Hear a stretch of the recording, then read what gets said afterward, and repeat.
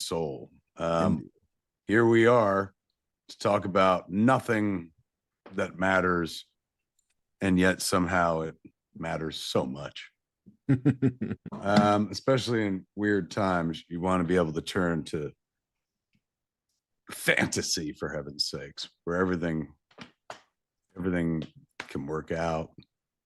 Heroes stand up, capes. Capes are cool. Just fuckers wearing battle axes in their chest. Like fucking swinging on your behalf and whatnot.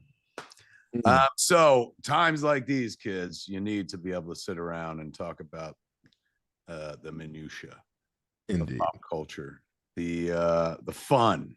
I don't remember where the fun is, man. And some of this shit can be fun. It can be. I watched the Fun Show. Did you? I did. I watched me some Wonder Man. Did you watch every episode? I did. So did I. Oh my God. Did you watch it first day it came out? No, I'm no longer that guy. But in that way, I'm better than you because I did. In so many ways, Kevin, you're better than me. I can't wait to talk about it. Yeah, it'll be good times. And it looks like you called it a fun show. That's a pre-review, a preview. I know. I didn't mean to spoil what we're going to spoil. I know, man. Now, what we're going to do this week, kids, is flip the script. Mark's going to blow Wonder Man, and I'm going to be like, I didn't believe it. No. And what got me? The black and white episode. I don't like black and white. I'm going to be like Gene Hackman in the mighty in Royal Tenenbaums when he sees the kids show. I didn't believe it.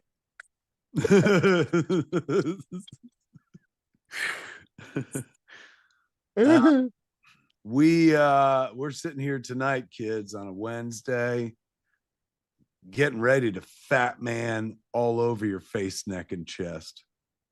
but we really couldn't do it without cool rock. Word, ho ho. Thank you.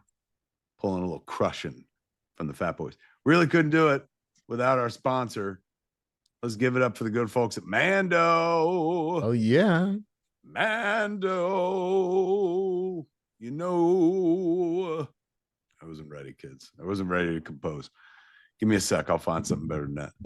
Some men masked their BO. Did you see that like Dr. Pepper story where that girl came up with like a song, sang a little jingle for Dr. Pepper, and then they used it? That's what we got to do for Mando.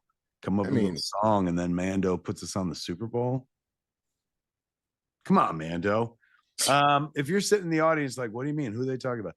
Some men mask their BO with sense. SCENTS. Mando men get the job done right. Don't mask it. Mando it, man. Available in retailers near you, or head to shopmando.com. SHOPMANDO.com. Because for a limited time, kids, new customers going to get 20% off site-wide with our exclusive code. Use the code FATMAN, all one word, at shopmando.com for 20% off site-wide and free shipping. SHOPMANDO.com. Please support our show and tell them that we sent you. Mando's got you covered with deodorant plus sweat control. Say goodbye to sweat stains and hello to long-lasting freshness. Look, I get behind these Mando people. I stick them all over my body. Oh, yeah. I'm going to say it right here. The sponsor of the show, I put them all over my body. Even they give me money or not, I put them all over my body. They got a good product, man. They do.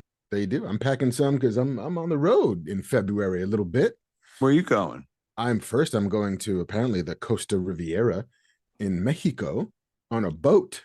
On the high seas, Mark? On the high seas. I'm going to cruise askew. And then you're gonna go someplace else where you can use some Mando on your taint and whatnot. I am indeed. I'll be in the van for about a week. Vancouver? Indeed. Oh, that's where you really need the Mando, man. I gotta watch my grundle. Exactly. Kids, let me tell you something about Mando. I love him. And I'm gonna let you in on a little secret.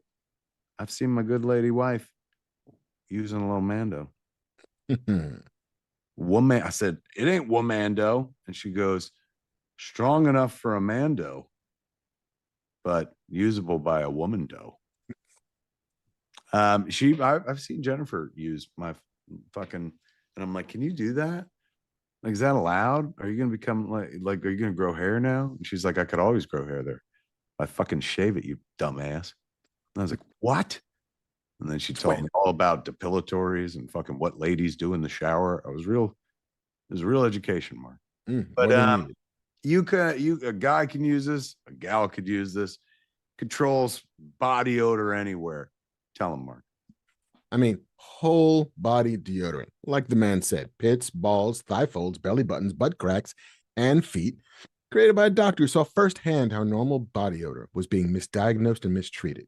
And this stuff, clinically proven to block odor all day and control it for up to 72 hours with either a solid stick deodorant or spray deodorant.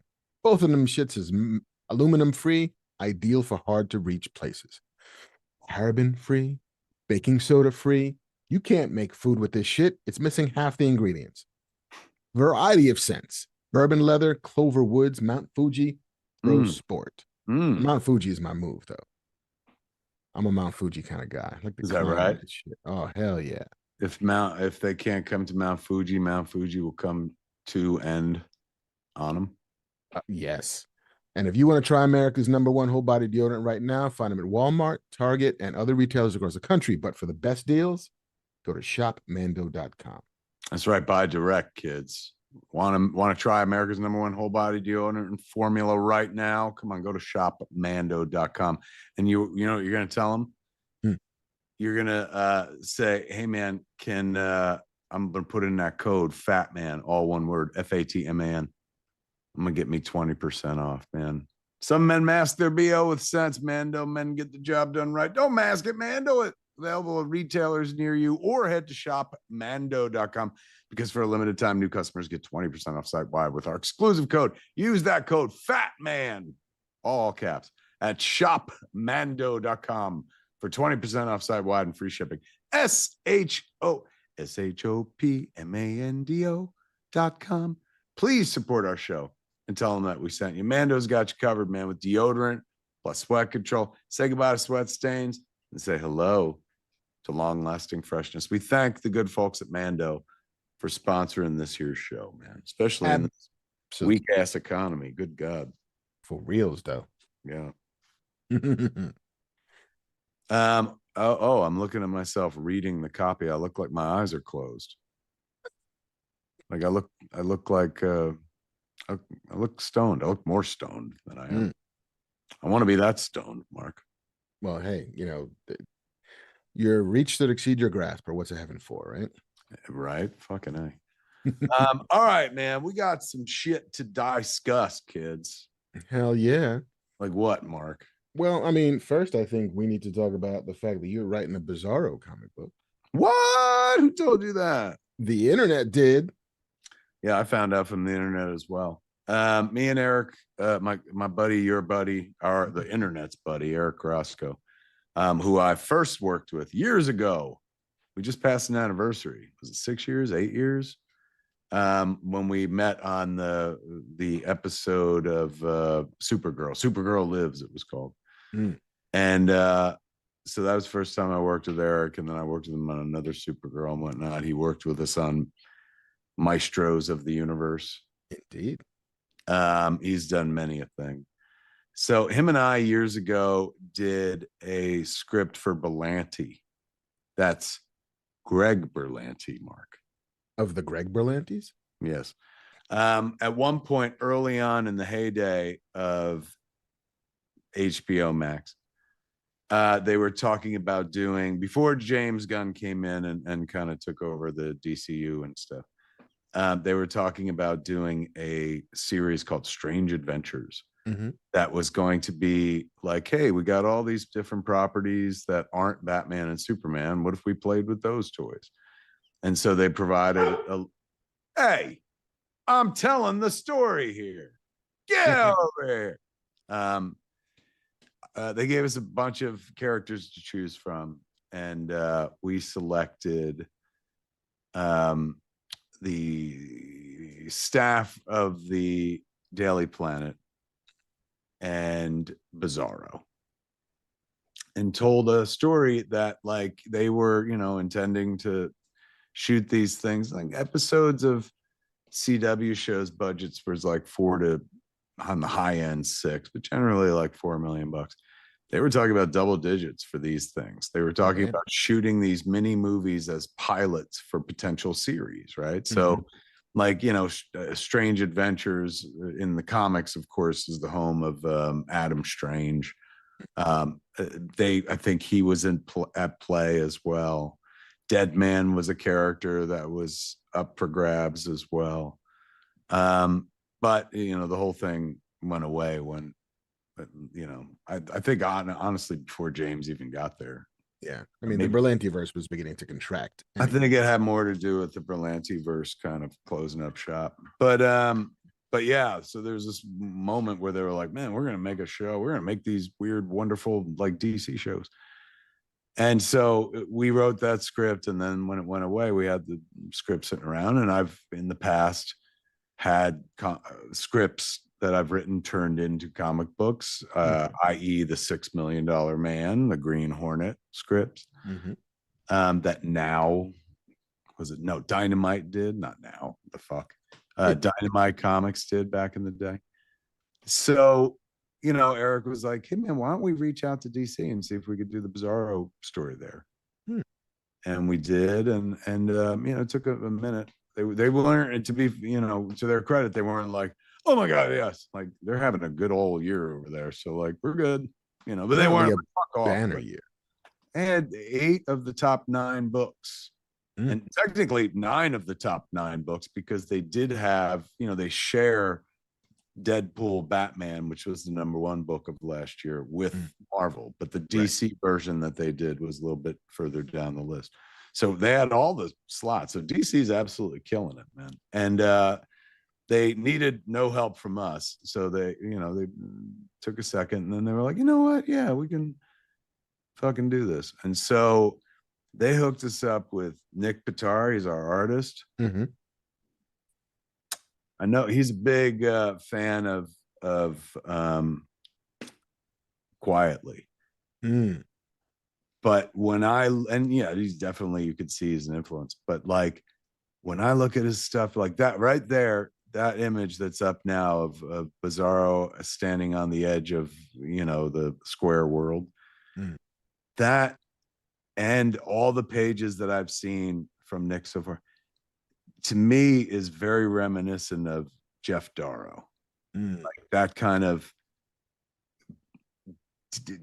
globules of detail, like just really wonderful shit. And the book is like, I'm telling you, we could win awards for the book, but it won't be because like me and Eric wrote a brilliant script. It'll be because Nick's art is fucking spellbinding. That's like it's one of those moments where you're like, geez, an artist makes all the fucking difference. You know what I'm saying? Like we had a pretty good story, but like this man and his capabilities just elevated that shit. So I didn't know that they were gonna solicit for it, and then suddenly last week people were like, "You're doing Bizarro," and I was like, "How'd you know?" I got a bunch of comic book announcements coming out over. You've been busy, man. A little bit, man. A little bit. I've been back, in the 20-page world. Some of them 40 pages. Well, multiple. I saw the cover for a thing that we got coming out later this year. One of the covers that was like gorgeous, and the mixture of the collection of characters on this cover was spellbinding. I got a lot of comic book work coming out. So Bizarro looks like it's the one that's coming out first. That comes out April 1st. They're, obviously they're taking advantage of April Fool's Day, it being Bizarro. But they did a really cute thing with the press release where they had him, they had Bizarro comment. He's like, me, I'm so mad this book coming out,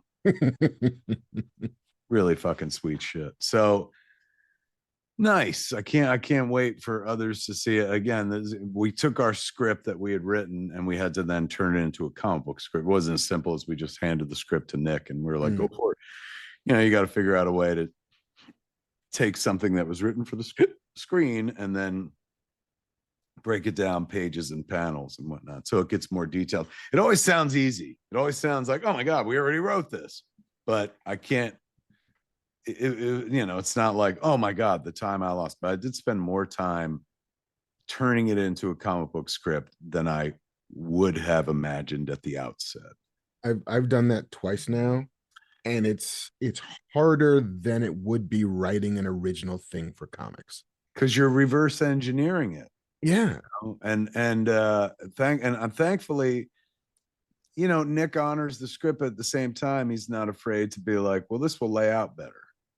So if I'll have, and I try, back in the day when I was working with poor Joe and Jimmy in the beginning on Daredevil, I'd fucking like write a page had like 12 fucking panels on it.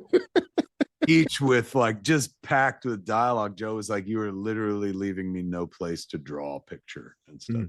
So now I tend not to, unless it's an emergency, I tend not to go above 6 panels on a page. And I make room for lots of splash pages and double spreads. But it's always like it's surprising to me how long it winds up taking, considering the lion's share of the work has been done. Like there's a script that exists that's readable, that tells a story, but in order for it to become a script that's usable in a different medium for an artist who was not in your head when you wrote it, it requires a lot more fucking work. You're almost writing a completely other script in order to break it down into panels and pages. These are first world problems. I'm not complaining. It's a very unique experience.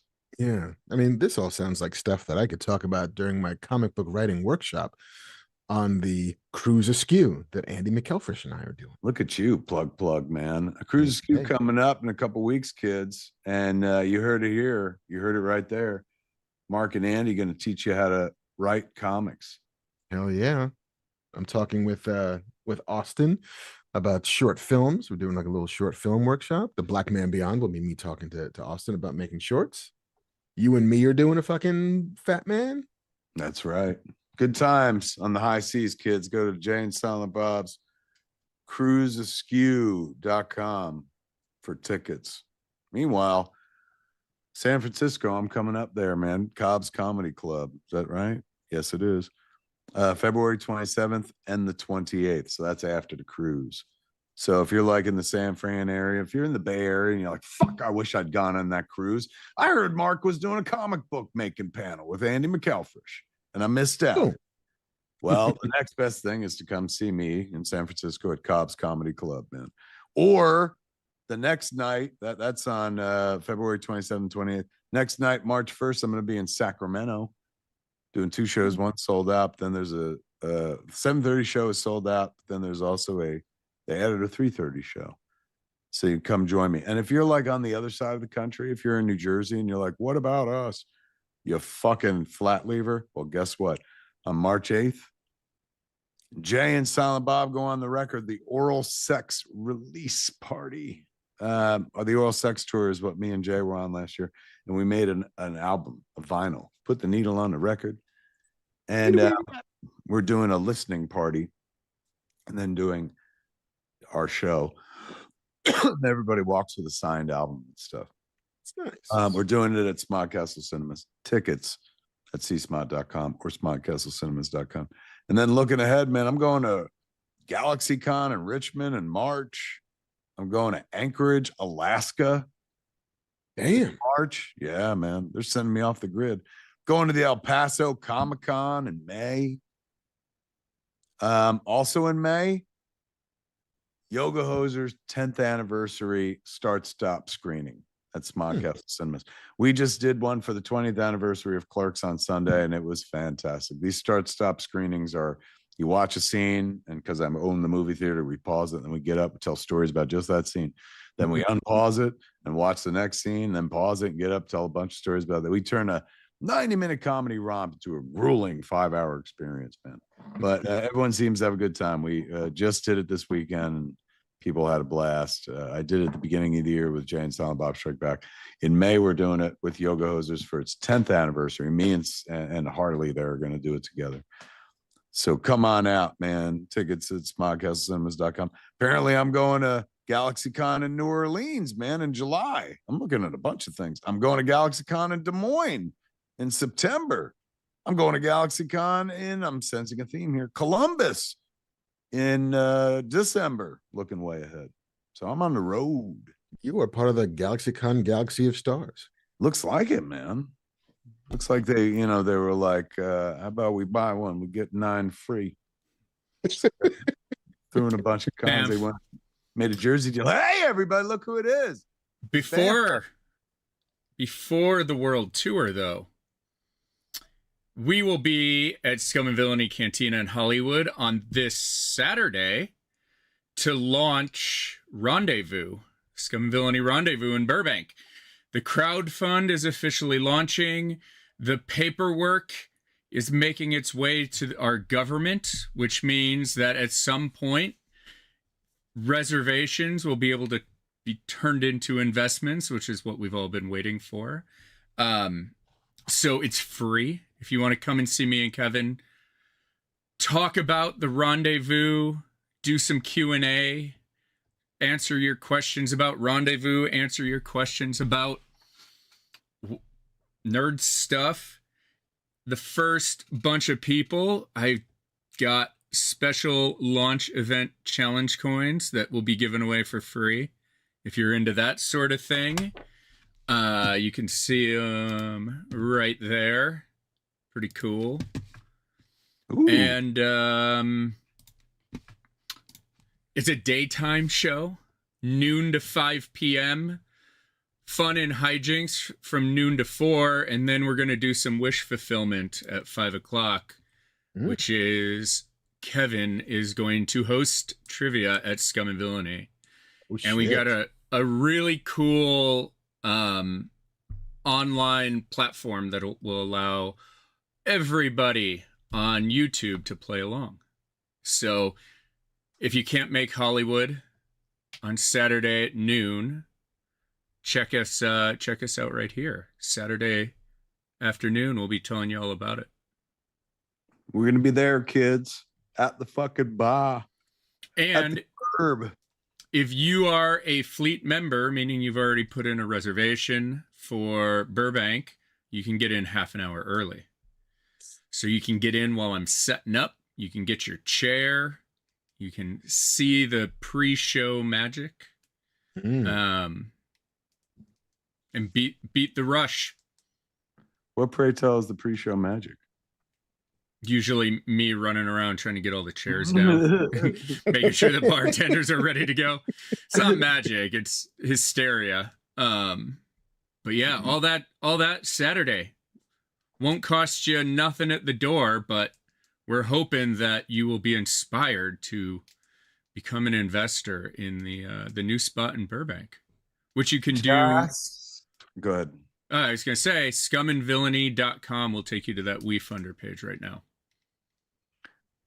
Just DX53 asks, JC, any commemorative investment certificates to oldie time bonds and stock shares used to be works of art?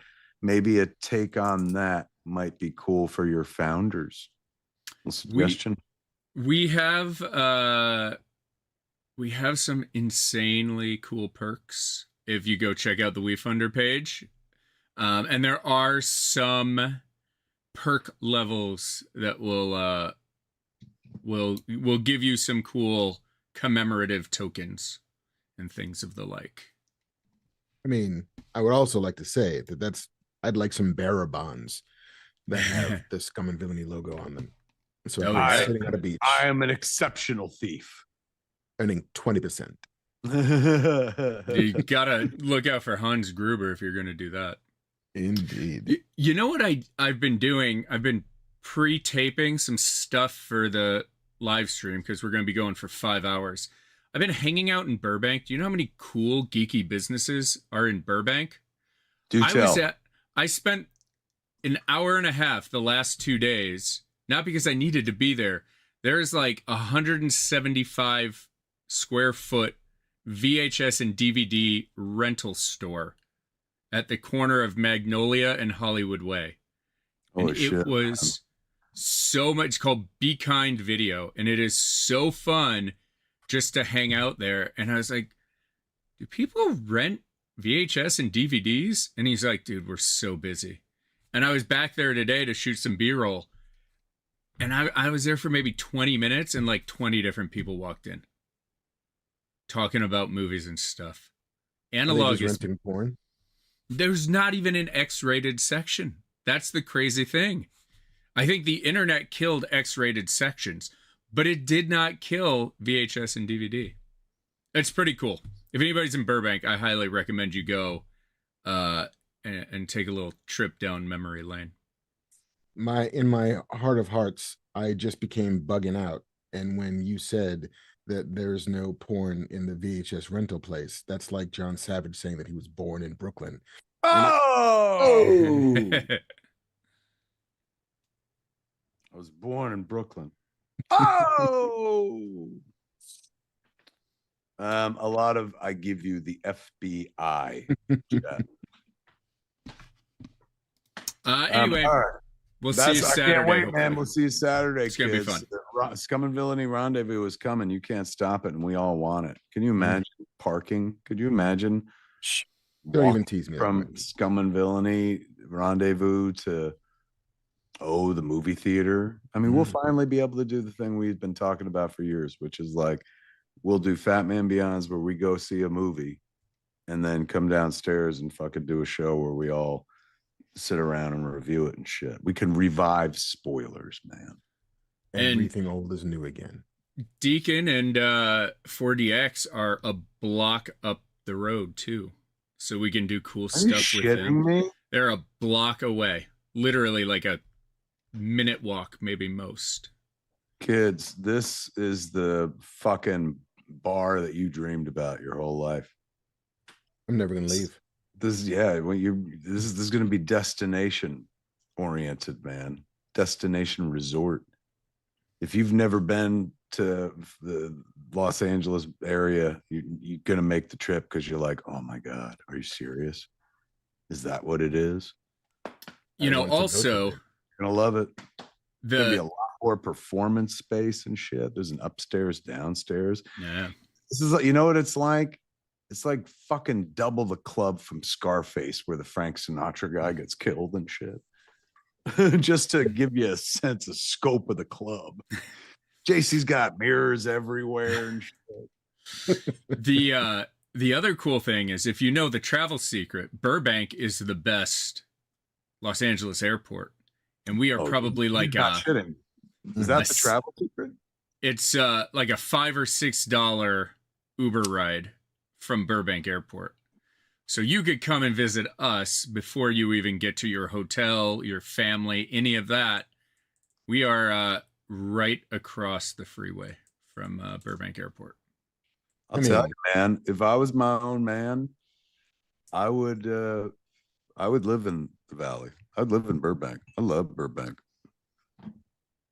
It's going to be cool. And like there's I think 5,000 free parking spots within a quarter mile of the new location.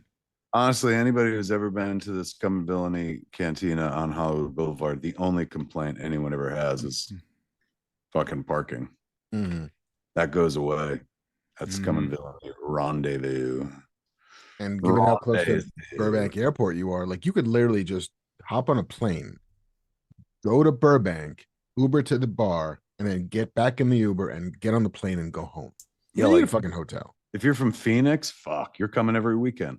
Oh yeah, Phoenix, the Bay, Vegas. Could you imagine you leaving Vegas to go to a place? Like everybody comes to fucking Vegas, and you finally get to flip the script because you're like, I got my own Vegas now. It's called the Scum and Villainy Rendezvous. Hell yeah. A lot of cool stuff. We'll go over all of it on Saturday and have some fun with it. Anyway. Good times, kids. Sweet, sweet. Tune in. Where can they watch?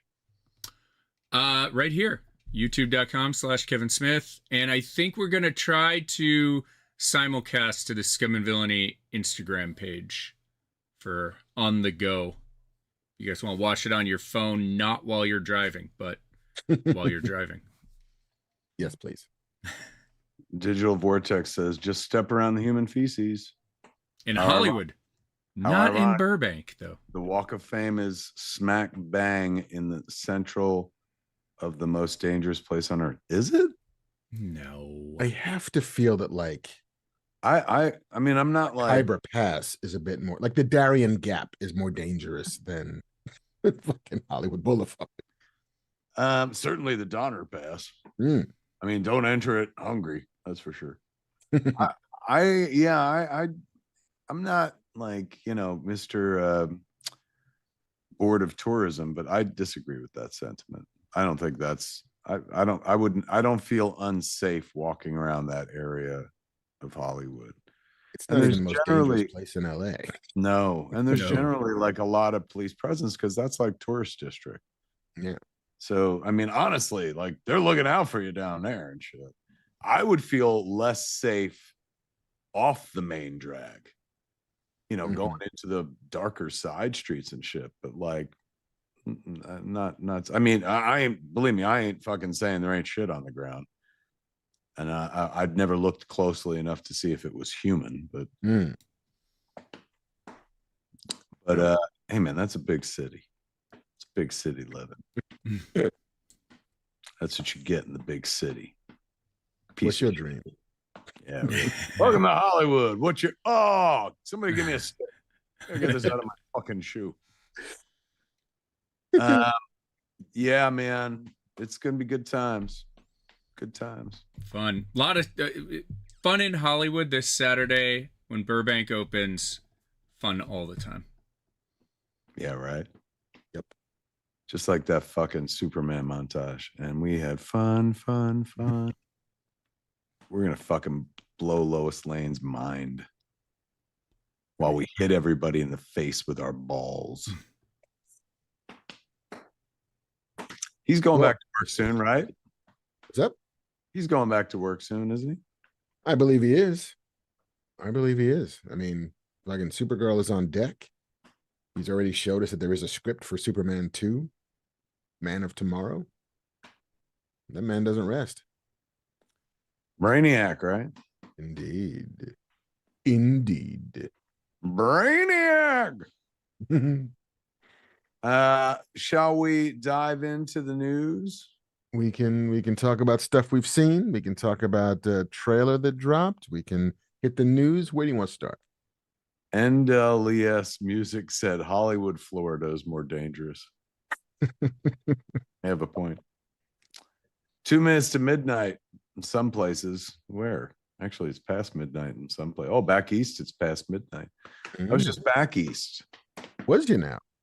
I did, man. I went back east on Saturday night. It took me one of them red eyes you read about. Landed Sunday morning, and I don't mind telling you, my dick and balls shrank straight up into my body and started living in my throat for the next 3 days because it was that fucking cold. Got off the plane on the jetway of the plane, fucking like 13 degrees. Didn't matter because I spent most of the day in the movie theater as we did a screening of stop screening of Clerks 2. Then afterwards, well, before that even, I did a piece on the theater with New York Live. And then at night, we did Silent Bob's Saturday morning cartoon night. Had 100 people watching a collection of cartoons that Steven curated, and I threw in some suggestions, and I debuted my movie cartoon there. It was so fucking fun watching cartoons with people like that, and that was like an 8:00 show on a Sunday night. We still had 100, man. If we'd done that show at like 3:00 in the afternoon and shit, full house. And there's something really fucking joyous about watching like old favorite cartoons that you've seen 100 times, 1,000 times, but by yourself when you were a kid. And here you are watching it with a room full of people, finding out like what other people find funny and shit. Oh, exquisite. And so the next day, I did sat for an interview about Lloyd Kaufman from Trauma. And I went to the stash, did a bunch of signing. So if you go to Jay and Silent Bob's Secret Stash, we're reloaded with signatures galore. And then what did I do? Next day, I met with my book editor, Sam. Got a couple chapters left there before I could finish that book. Productive trip. And then I got home and I worked on a document to take with me to a pitch that I did today. I had a pitch today. I don't think I'm at liberty to say what it is, man, but it was like, honestly, it was a great pitch. If they don't go for it, like they were never going to go for it. I think it was the single best possible version of a pitch for this particular project, shy of if I was, capped it off with, oh, by the way, Timothy Chalamet wants to play the lead for free or something like that. So we'll see. Fingers crossed. But I had 2 projects die last week, like horrible deaths. Not horrible deaths. They just died. Yeah. More often than not, as Mark will back me up on this, shit doesn't happen, then does. So there's 2 projects I was working on for the better part of 2 years that both just hit the end of the wall or hit the wall. One of them can move on to a potential other life. The other one, though, dead in the water because of like a big corporate deal that had nothing to do with us. Right. So, just wild. So the pitch today, chances of it becoming anything real, based on, fucking my experience, not high, but a chance nonetheless. Always a chance. But I will say this, like, there was not a moment afterwards when I was driving home where I was like, I should have said this. I should have said, why didn't I say that? Like, I felt it was a wonderful pitch. Like, and not like I'm good, Mark, but just like, man, it hit every fucking beat. Yeah, I felt pretty good about it. And you're good in a room. Not necessarily, but I was today. I mean, I've pitched, I've sat in on pitches. I think there's a difference between, you'd hope that executives are smart enough to be able to look past the person pitching to hear the story, to hear the concept behind it. But being good in a room helps. It definitely greases the wheels. And it's a marked difference when there's a person who does not shrink at the idea of telling a story. Lots of people can't do that shit. Lots of people aren't good at it. Lots of people are writers for a reason and not raconteurs. But you, my friend, are a raconteur, and it helps. Angel Sky D. Why, thank you, Mark. Angel Sky D in chat says, disabled and retired Army veteran here. Thank you for your service. Thanks, Kevin. Your movies brought laughs and joy between deployments while I was getting shot. I mean, good Lord. And I used to be like, yeah, but what did the New York Times say? Like, that is the fucking greatest review I could get. You know what I'm saying? Like somebody who was like, oh, your fucking movies like helped. And it wasn't just like I saw it for free and I wrote something positive. It was like, hey man, that's so meaningful. Thank you so much. Always used to baffle me whenever folks in the service were like, we love your movies. I'd be like, why? There's nothing about being in the service in those movies. And they were like, that's yeah, we weren't watching Black Hawk Down. They're like, we're already in the service, so seeing things that don't remind us of service, positive thing. Last week I had 2 meetings and a live event. The 2 meetings were meetings with authors who had rights to books that I wanted. Oh, really? Yeah. And similarly, I can't really say what they were, but it's a bit of a, I'm not going to call it a seduction because that's the wrong word. It's a, let me tell you why I love this thing. Let me tell you my plans for this thing. Let me tell you how much I want to honor the thing that you made and do no harm in the process of adapting it. Will you let me take your baby into a completely different room and get people to give me money for it? And both of those meetings went extraordinarily well.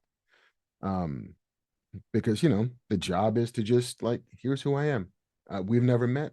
Let me tell you what I like. Let me tell you what I'm about. Let me try to convince you to let me have your firstborn and then take it out into the world. And, you know, knock on wood, I think I got them both. We'll see if somebody will then give me money to make those things. But for now, feel pretty good about it. And then last Saturday, we had a live event, a live script reading at Dynasty Typewriter. Where? For what? It was I love Dynasty Typewriter, man. That's where I went was with the Star Wars reading with the Jersey. that's right.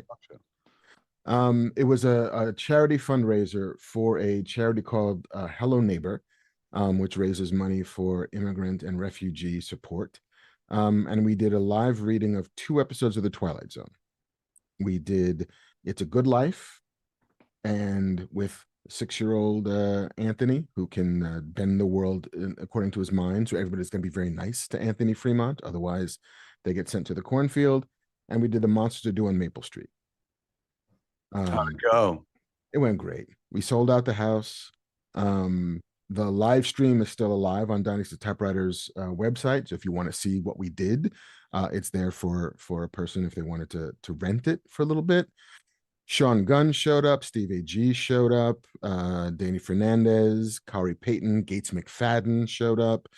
Rekha Sharma, Michael Trucco, Todd Stashwick, Yatire Badaki. It was all her idea. Eugene Bird, Melissa Navia.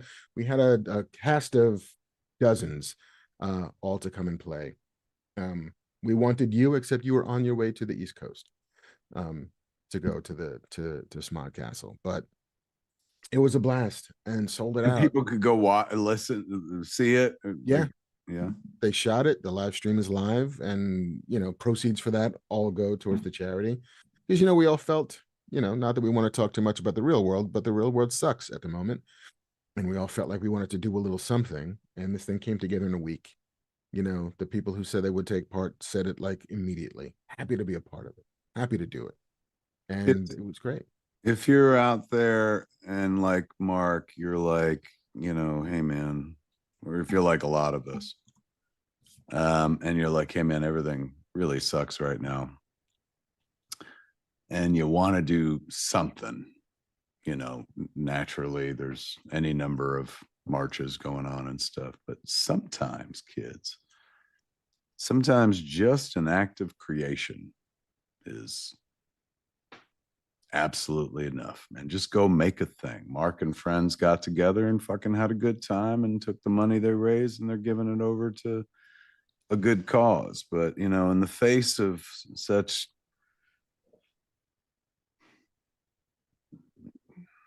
what we've seen, you know, rather than give in to despair, and if you're in a place where it's just like, I, you know, don't feel I can get to a march or be effective in that way, just go make something.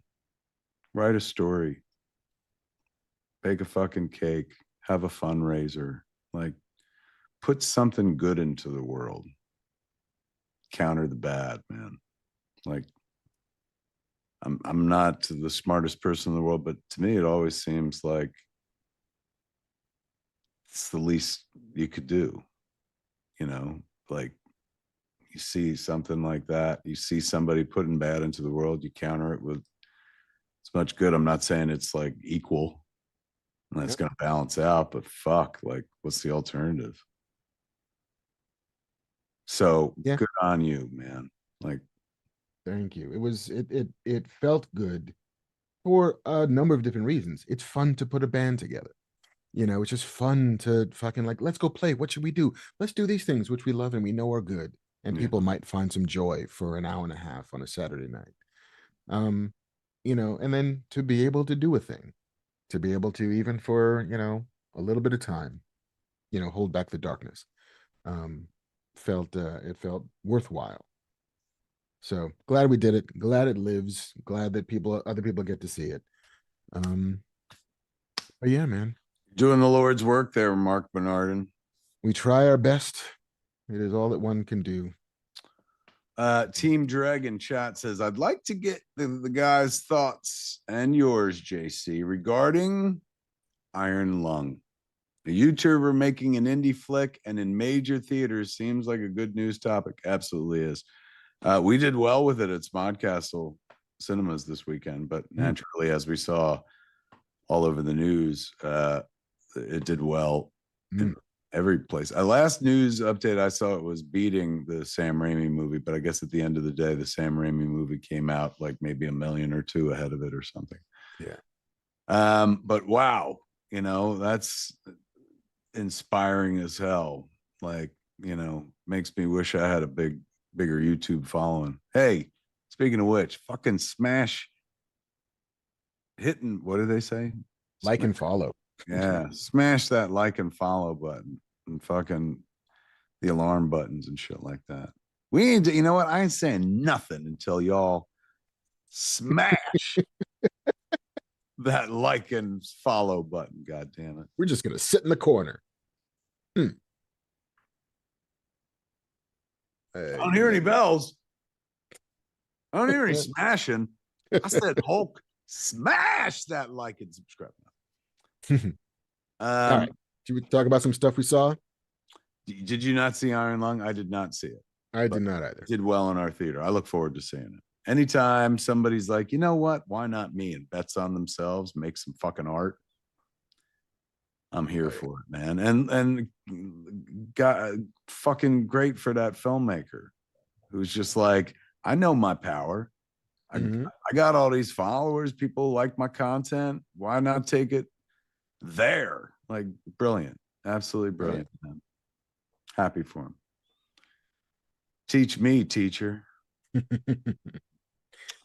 want to like a thing. What all right, where are we going? Have you seen any of Night of the Seven Kingdoms? No, the new Game of Thrones show. And it's pretty good. It's pretty good. It makes for an interesting double feature with Wonder Man. Really? In that they are both spin-offs of a much larger franchise, a larger initiative.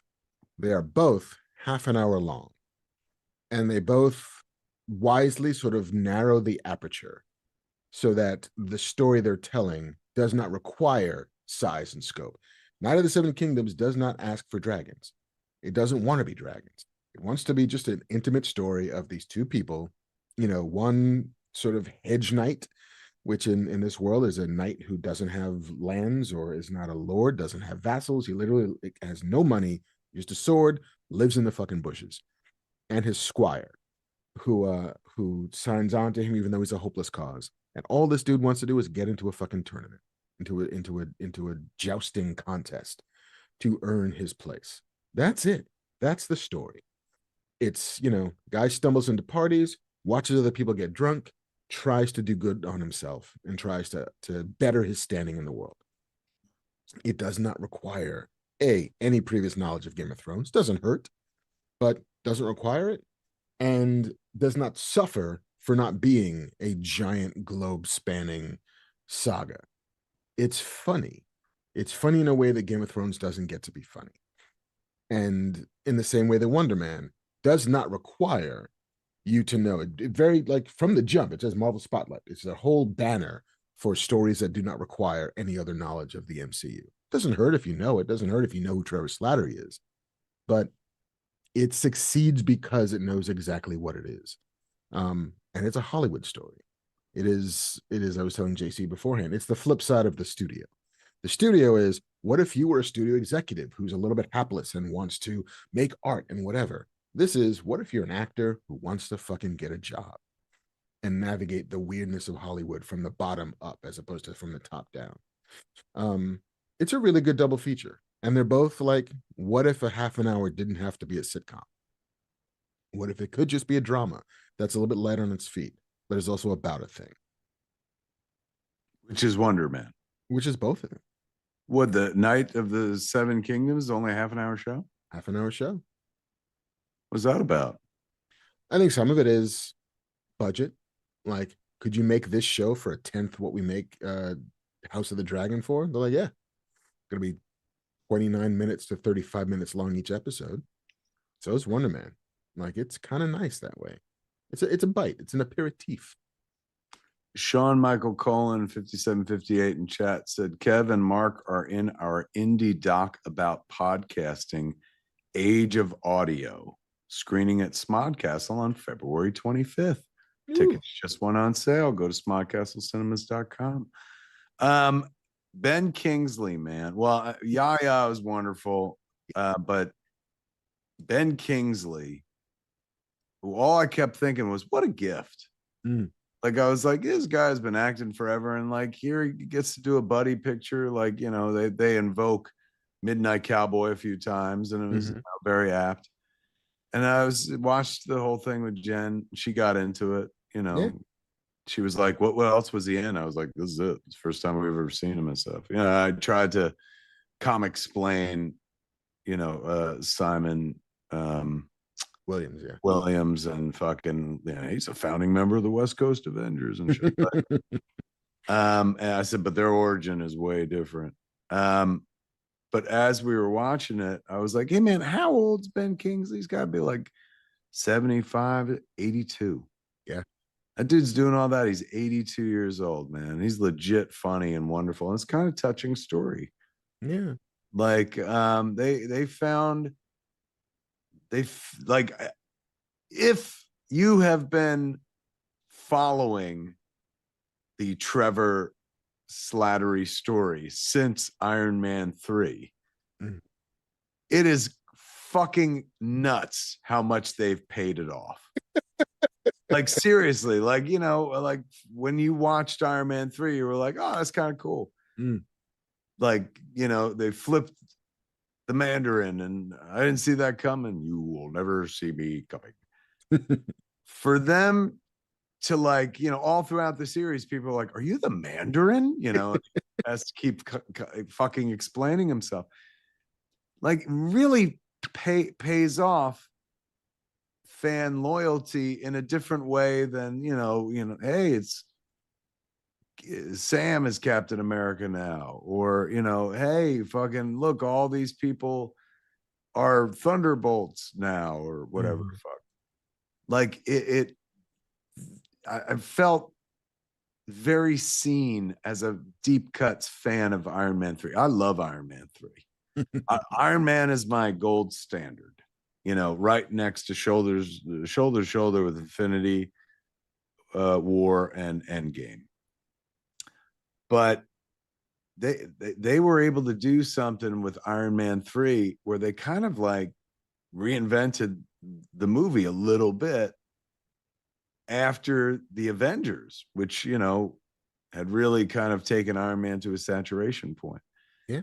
So him and Shane Black did something real fun with that movie. Like the flip of the Mandarin, I thought was real fun. And the fact that they're like years later, that's still paying dividends. So I mean, much when he shows up in Shang-Chi, you're like, what? Huh? Sure. Bring Ben it. Kingsley's like, the two jobs I'm happiest I said yes to: Gandhi and Trevor Slattery in Iron Man 3.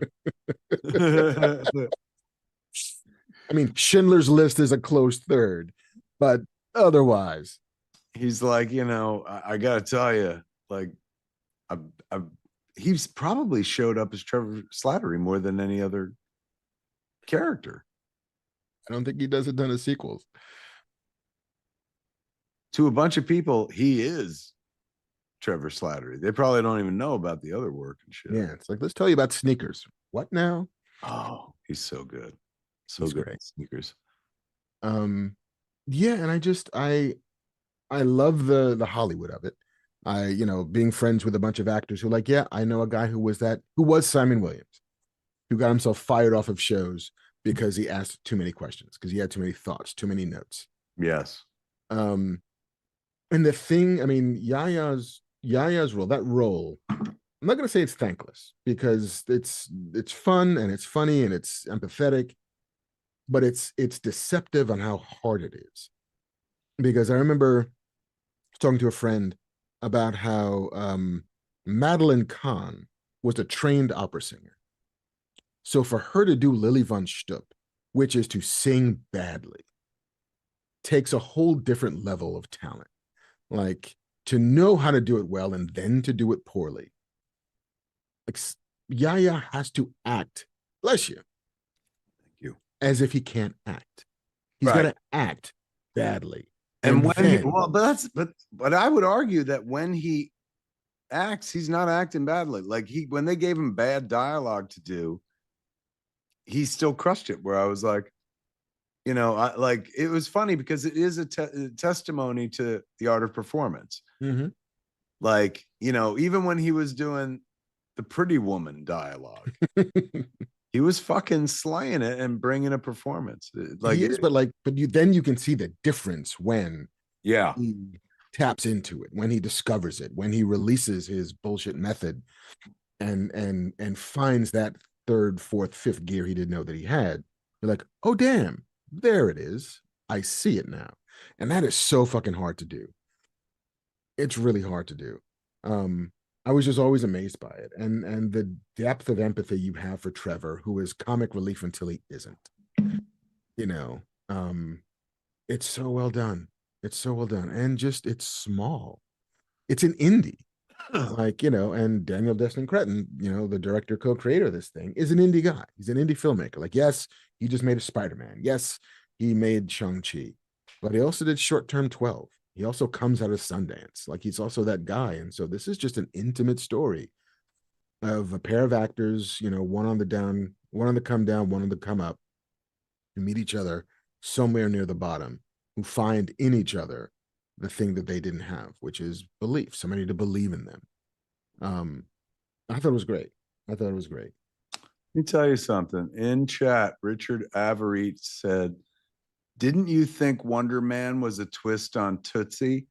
Actor hard to work with who has to change his identity, in this case, hide his powers. Never occurred to me. I was like, I don't think it's a one-to-one, but it's not dissimilar. Yeah, I mean, I think it's more. I mean, it's definitely not out of the realm of reality, but it's not as if he needs to change who he is. It's a person who needs to hide who he is. And it's a metaphor for a lot of different things. It's a metaphor for being a gay actor in Hollywood. Like, you've got to be another thing or they won't give you the job. You want to be a romantic lead? You can't be gay. We're not ready for that. It gets to operate on a bunch of different levels, which helps make it, it helps make it, feel real and feel emotional and feel important in a way that, doesn't weigh it down. Joey Pants remains great, is always great. That was a surprise and fun to see. Yeah. Josh Gad having a fucking blast. And I appreciate that Josh Gad is not dropping the joke. Like, if you find him on socials, he's like, here I am doing voiceover from Inside Doorman for fucking Frozen 3. That's funny. That episode was really good. The whole the episode that explained why, like, they won't let superheroes or people with powers be in movies. Yeah, it was fun. Well done. It looked beautiful, that black and white episode as well. It did. It was a good time. It was good buddy comedy, and really is kind of like, if you love acting and movies and shit like that, it's kind of a love letter to that shit, to those of us who stand on the outside and want to be on the inside and stuff. And the ending is really fucking great. Yeah. Didn't see it coming. Jennifer called it as we were sitting there. She was like, oh, I know what this is. She goes, and she called it before the scene happened. And I was like, holy shit.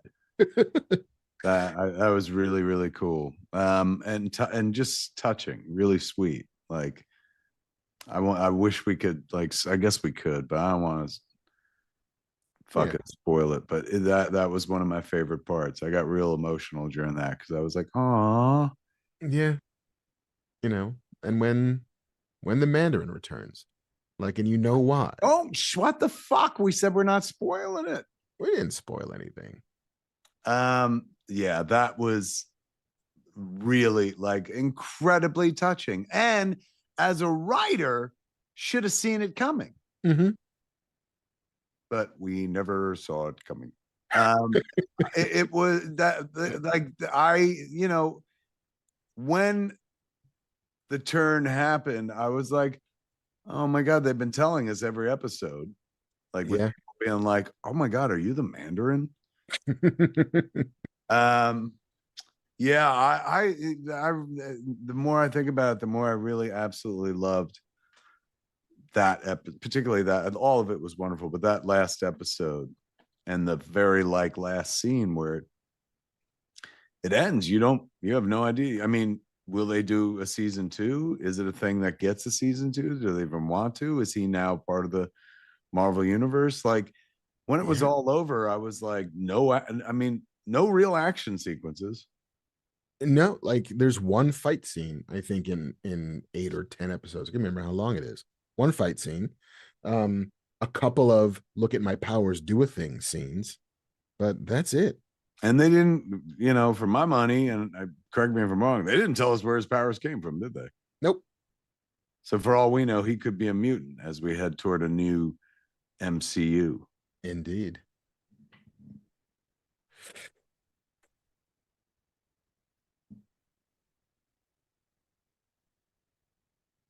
Thought I heard a thing. Sorry. Mm.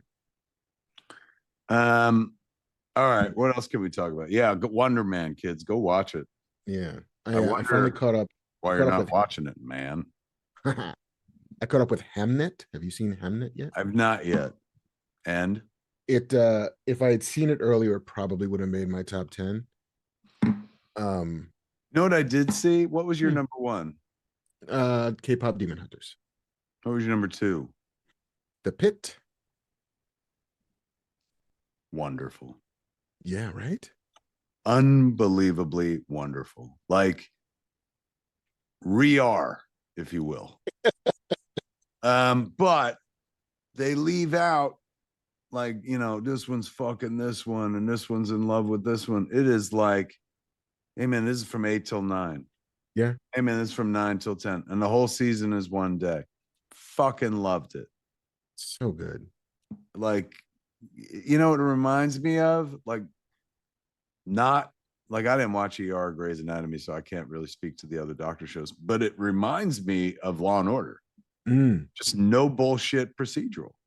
This person's coming in, this is what's going on, we got to save their life. Everyone, they get some details on their life and whatnot, maybe a loved one's involved or there, but it's not like now we're going to go down a rabbit hole with this person, now we're going to do that. Like, it's all right there.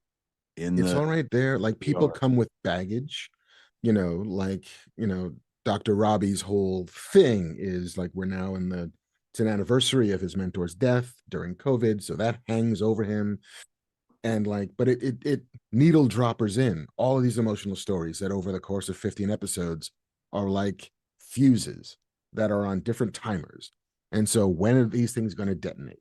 And when is the giant fucking thing going to happen in this ER that sets everything, upsets the apple cart? And it's brisk, but it's deep.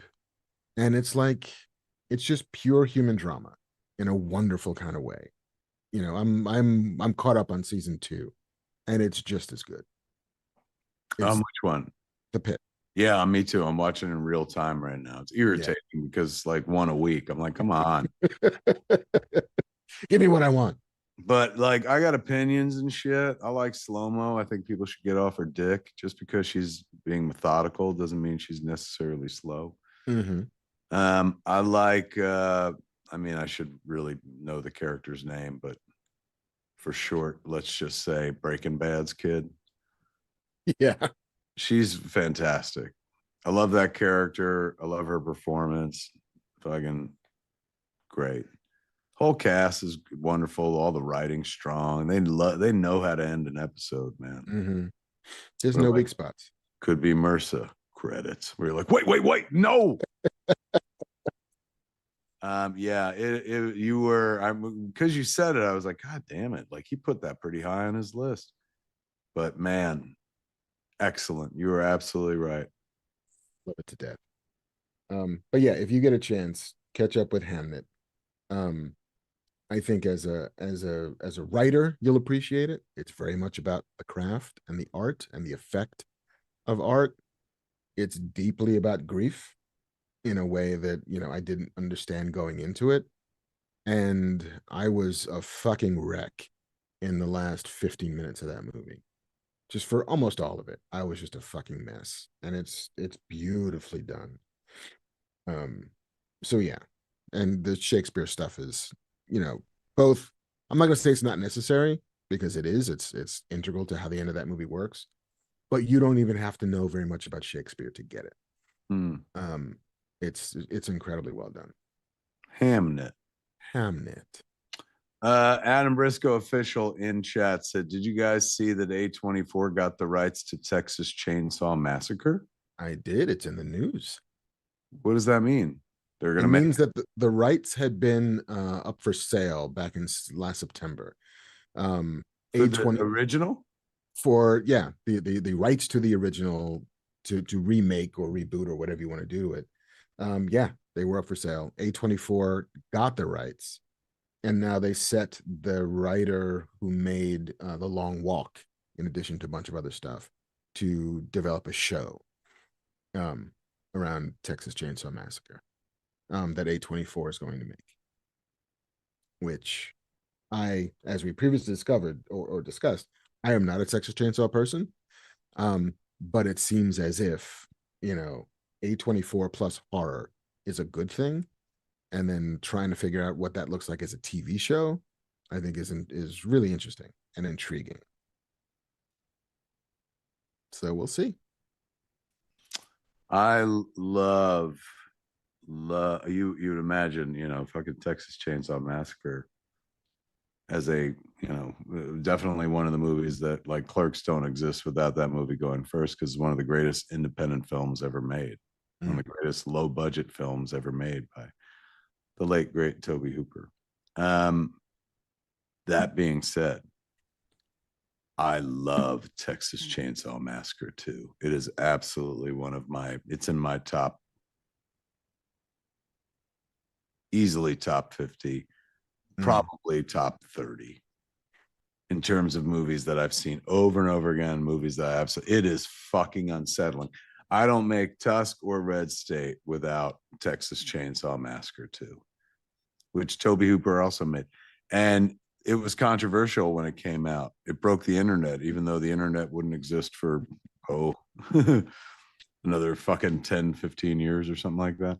But people were like, oh my God, this ain't the original. This is, satirical and shit like that. Oh, I love Texas Chainsaw Massacre too. Bill Moseley's Chop Top, fucking terrifying. You're the DJ. She's the DJ, our fave. And he's got that fucking coat hanger that he keeps burning, and he's scratching his fucking plate under his Sonny Bono wig and eating the flesh and shit.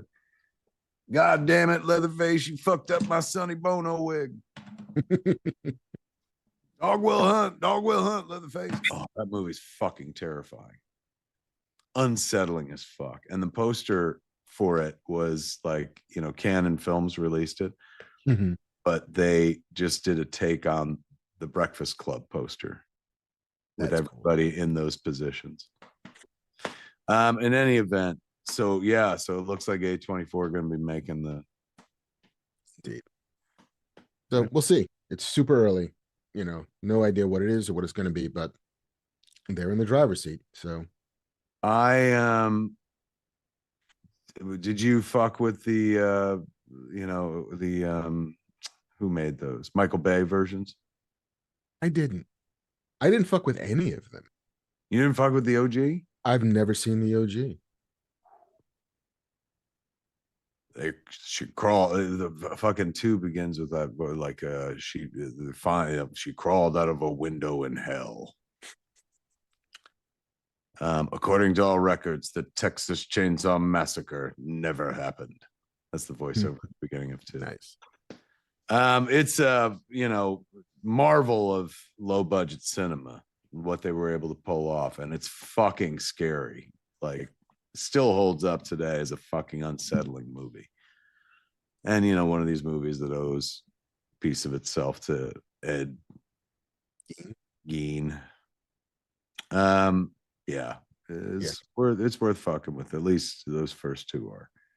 Someday I will sit down with the first two and I should do that at Smodcastle.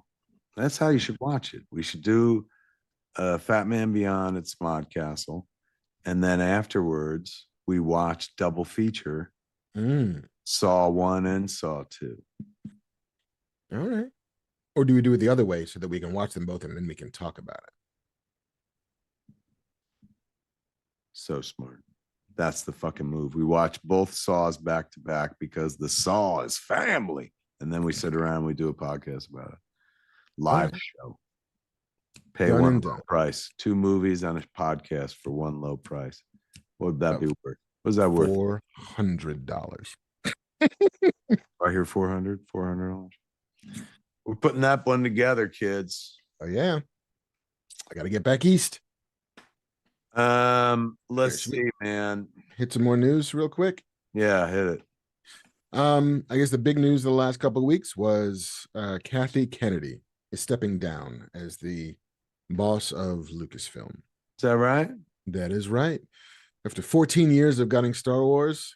I'm sorry, kids. I just have to correct. When I say Saw 2, I don't mean Saw 2. That's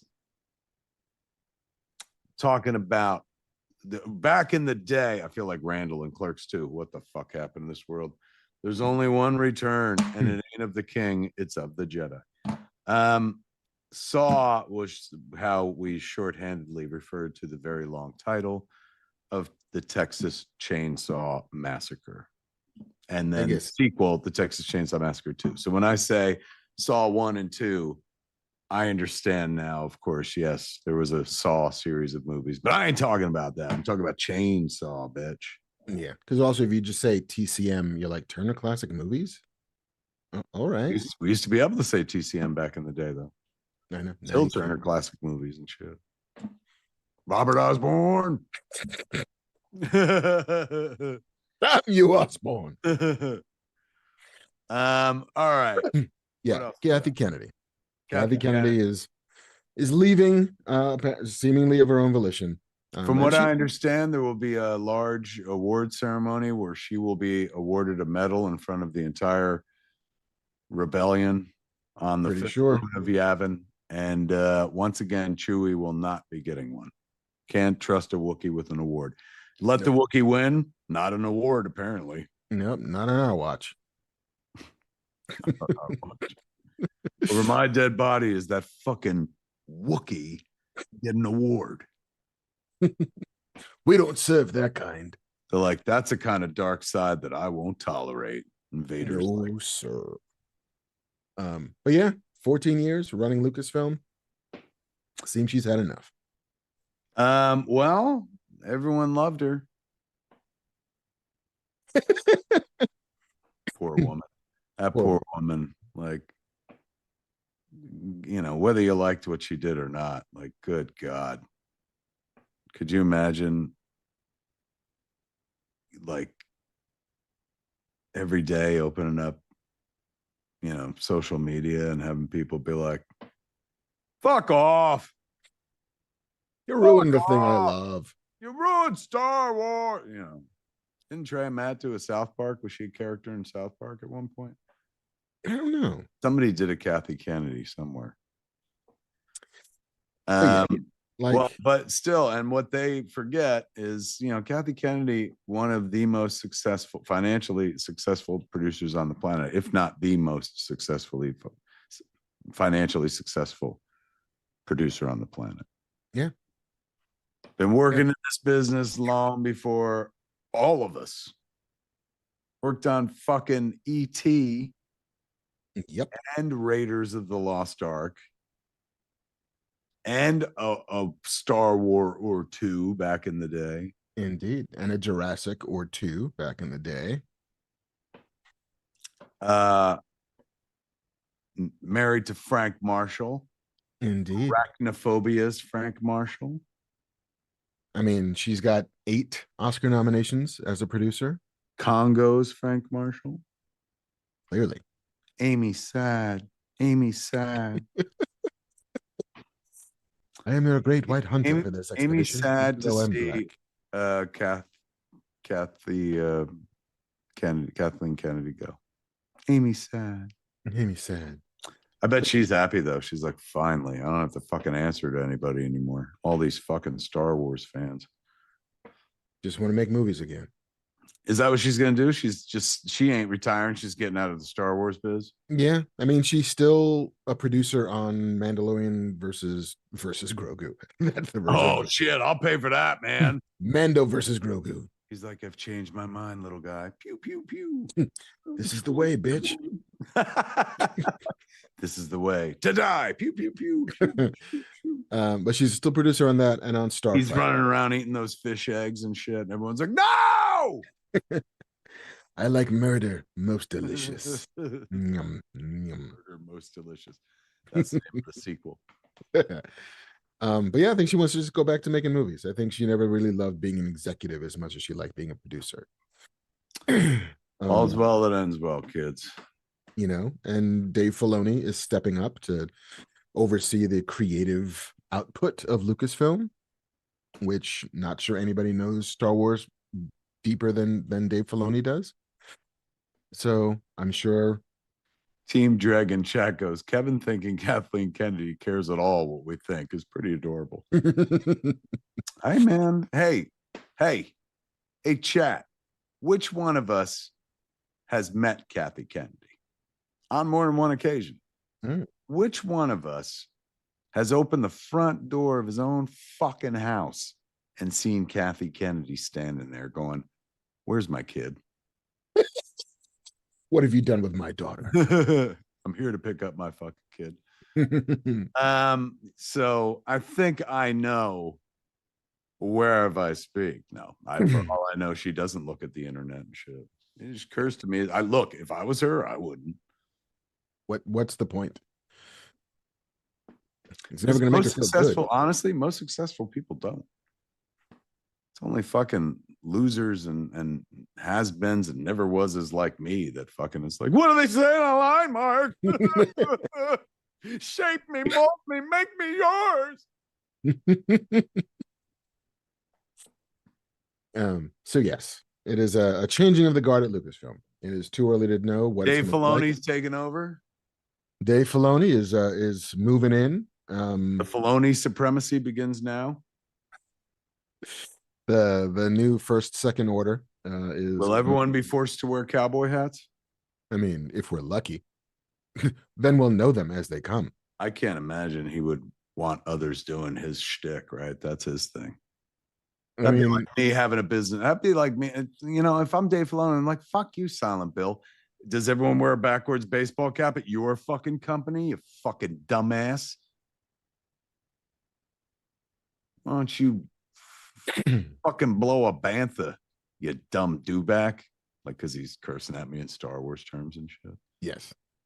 Because that's all he's doing this on set in front of like all these people. Through a loudspeaker. Yeah. And everybody's just like, it's a dark day for the rebellion. And they're like, shh. Don't draw his attention. Ron Cinephile says felonious assault. Oh, good Lord. Felonious monk. Felonious monk. The rest of the news is not good. The rest of the news is not good. Not good. What do you mean? It's sadly farewells to people. Oh, you son of a bitch. You son of a bitch, Mark. Don't you fucking take anybody from me this week. I cannot afford it, man. Need my joy. So if people did indeed die, please let it be evil people who I won't miss. Not somebody who's made me laugh, feel, sing along, cry. Not some comedy icon from Canada, for Christ's sakes. I feel as if the people we had lost had been evil, there would have been yubbing in the streets. There would have been fireworks over the major cities. There would have been parades. Alas, no. Seemed to have been good people who created things that helped embroider our lives. For example, Sal Buscema. oh my God, that's right. I saw that as well. One of the last surviving creators who was a fucking Silver Age guy. Yeah. Silver Age guy. Defined a lot of the Marvel universe that everyone else fucking trades on today and makes billions off of and shit like that. Old school. Laid the track. Indeed. Worked on Spider-Man, Hulk, Captain America, Defenders, ROM, Space Knight. Wow, that's right. He had a whole ROM run. He had a whole ROM run. Followed his There's older a bunch brother of Marvel John. kids from the 70s and 80s for whom, like, you know, the rest of us are like, yay, the MCU. And they're like, not until ROM shows up, fuckers. Because ROM was their fucking Marvel back in the day. Give me a fucking Space Knight. I dare you, because he was a licensed man. He got fucked out of the MCU. Indeed. Indeed. But yeah, Sal was a fucking legend. Maybe not given his flowers quite as much as his brother John was, you know, and John was a fucking legend. They're both legends. But sadly, Sal did pass away just this past week. So pour one out for the Buscema boys. Comic book royalty kids. Huge bucket of win. Indeed. And then the other one, of course, Catherine O'Hara. Don't you do it. Oh, you son of a bitch. This was a huge loss. I had no idea. Like, she's only 71, man. Only 71, you know, and was still working. She was shooting season 2 of the studio. I go way back to SCTV with Catherine O'Hara. She was, you know, a brilliant June Cleaver in their Leave It to Beaver reunion sketch, amongst everything. Like, I remember she played teens on the game show. She was always kind of so beautifully dim-witted. And that was before, you know, I remember when she, like, I loved SCTV so much, and I would record them on Betamax and shit. So when those kids went other places, you were proud of them. It felt like a team win kind of thing. So when she showed up in fucking Martin Scorsese's movie, After Hours, like, where she's the one that, like, you know, Griffin Dunn is in her apartment and he's like, can I use your phone? And she's like, yeah. And he's trying to dial and she just keeps calling out numbers. She's like, 9, 7, 6, 3, just laughing. And that was before you get to the fucking, you know, of course she was in Beetlejuice, but this is before you get to the Chris Guest movies, man. You know, where the Best in Show, Mighty I wonder Wind. who what was the first one? Guffman, Waiting for Guffman. I thought Best in Show was first. Waiting for Guffman came out in 90. Let's pull it up. But Guffman was first, and then Best in Show followed. Chris Guest Pictures. Oh my God, they gave me actual pictures. I meant his movies. I'm talking old timey. Okay, let's see here. Do you know Chris Guest is in Death Wish? He's one of the punks. Let's see. Princess Bride is 87. Spinal Tap's 84. Waiting for Guffman, 96. Best in Show, 2000. Wow. Mighty Wind, 2003. For Your Consideration, 2006. Mascots. Is she in Mascots? It looks like she is. Almost don't believe he would make one without her. I mean, right? Like, what are we doing here? I think I saw it once a long time ago. It was straight to, I think they made it for Netflix, right? I don't know, Netflix or Hulu, one or the other. Is she not in this? Maybe that's why I didn't see it.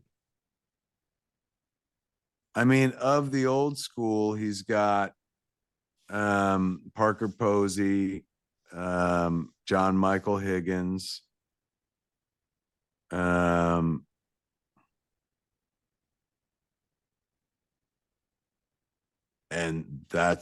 Michael Hitchcock. Wow. That's it, according to this. Is that right? Is that everybody? Is that the whole cast? Wow, that's crazy. Yeah, man. Catherine O'Hara, like in all the Chris Guest stuff, absolutely brilliant. God loves a terrier. Yes, he does. Um, Yeah.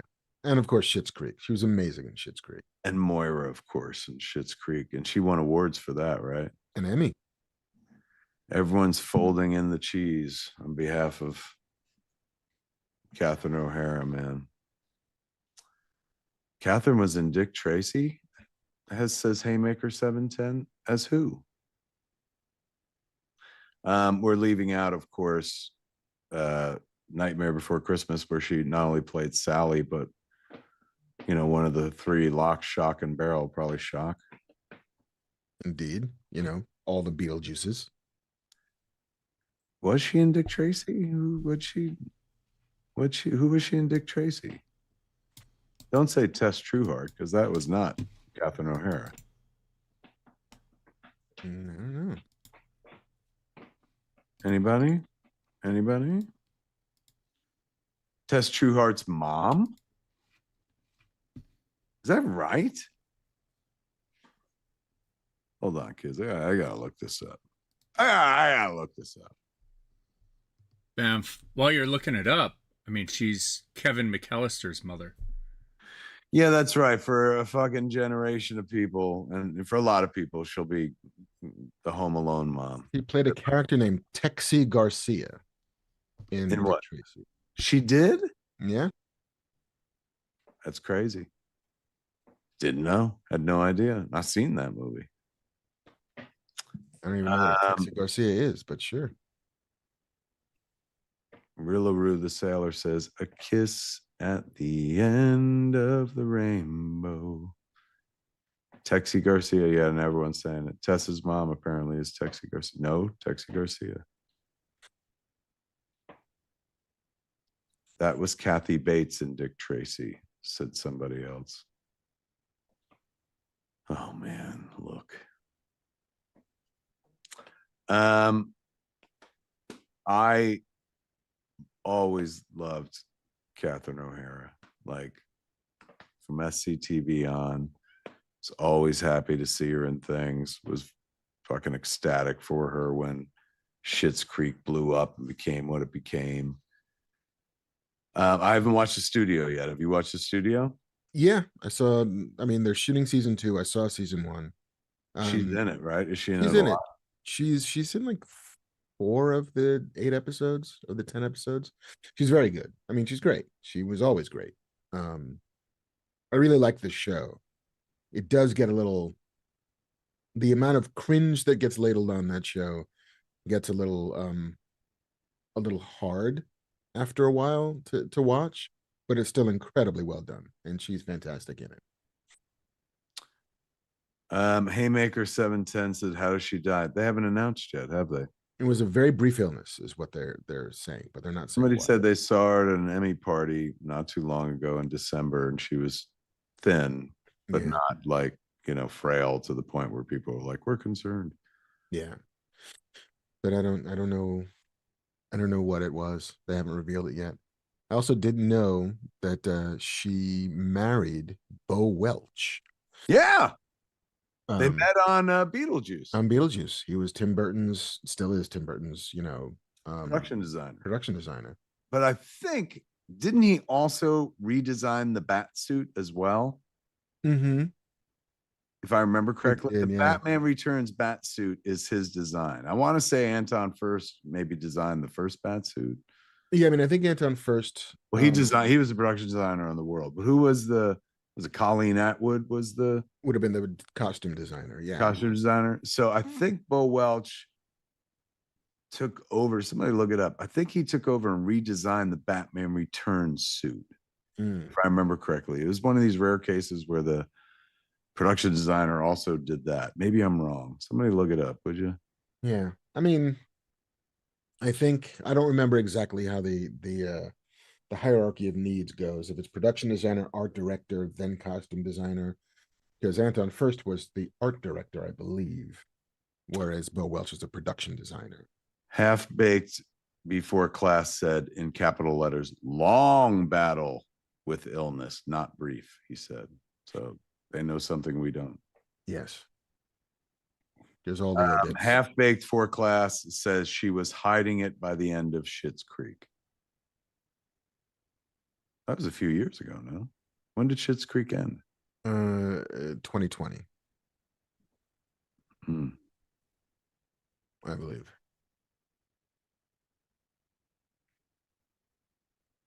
I'm looking to see if anybody's got my Batsuit info.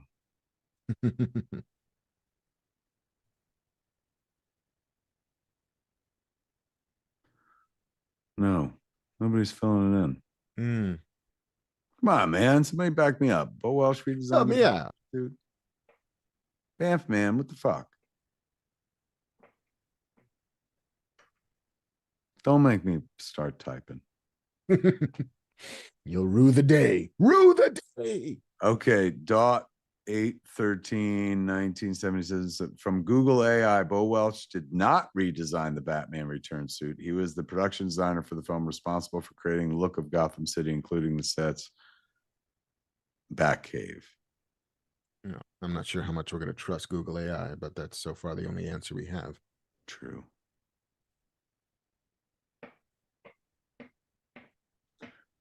We just fucking show got derailed, man, because I thought I knew some shit about fucking Bo Welch, but I really don't.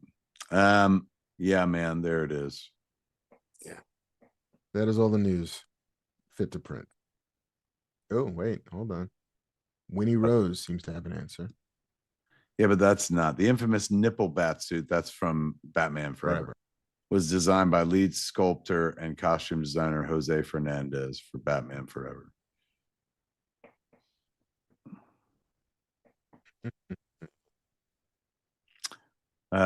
Pop Tease 2010 says, I went to see Beetlejuice as a fan of Michael Keaton, came out a fan of Winona Ryder, Gina Davis, Alec Baldwin, and Catherine O'Hara. Bob Ringwood designed it. Thank you, Dibbler Rules. That's it. Bob Ringwood, not Bo Welch. Bo Welch did the production design. Bob Ringwood did the second costume. There it is. We got it. Harsh Language Podcast says, you guys talk about the Masters Universe trailer yet? We did not. So I guess we do that right now. Have you seen it? I did. Cute. Looks exactly like they said it was going to be. When we were working on the show, they were angling toward a version of the movie where he's on Earth and then he finds out that he's, you know, got this whole other planet he came from and stuff. And, you know, the Splash kind of formula to some degree, maybe not. Yeah. But I thought it looked fun. I'm there. I'm sure somebody's gonna pull this fucking quote and use it against me and be like, of course you think it looks fun. You fucking ruined it. He-Man, we made a She-Man fucking cook. But as a person that just likes movies, I thought the trailer looked fun. Yeah, I mean the only even if I hadn't worked on it, and I know there are people out there who are like, I wish, I would probably still check that movie out. I mean, I went to the theaters by myself to see the OG Masters of the Universe movie, and I love Idris Elba, and I thought that kid looked like fucking Adam, like he pulled it off. He does. I mean, my only issue with it, and I get that it's baked into the character, is I would have been fine if we're never on Earth at all. You know, at least though it tracks in as much as that's in the lore. That's where his mom's from. So, do you think they do Orko? I mean, if they're gonna do fucking Cringer into Battle Cat, if they're gonna do, they did. I saw Cringer. Yeah, I was like, if you're gonna do that, fucking do Orko. You know, we live in a We So live in they a haven't revealed Orko. I mean, there's a lot a lot of characters they haven't revealed yet. right. I thought Well, like Skeletor looked fucking great. in a post Rocket Raccoon world, like if you're gonna do it, just fucking do it. I think it was smart not to let Leto talk yet. Mm-hmm. Because then people might have piled on because of because of Tron Ares or something. But just looking at him, he looked fucking pretty damn good. Yeah, I'm going. I'll see it. Fuck yeah, I'll see it.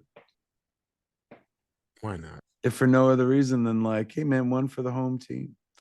Despite the fact that like a bunch of people went after me online, that was one of my favorite creative experiences.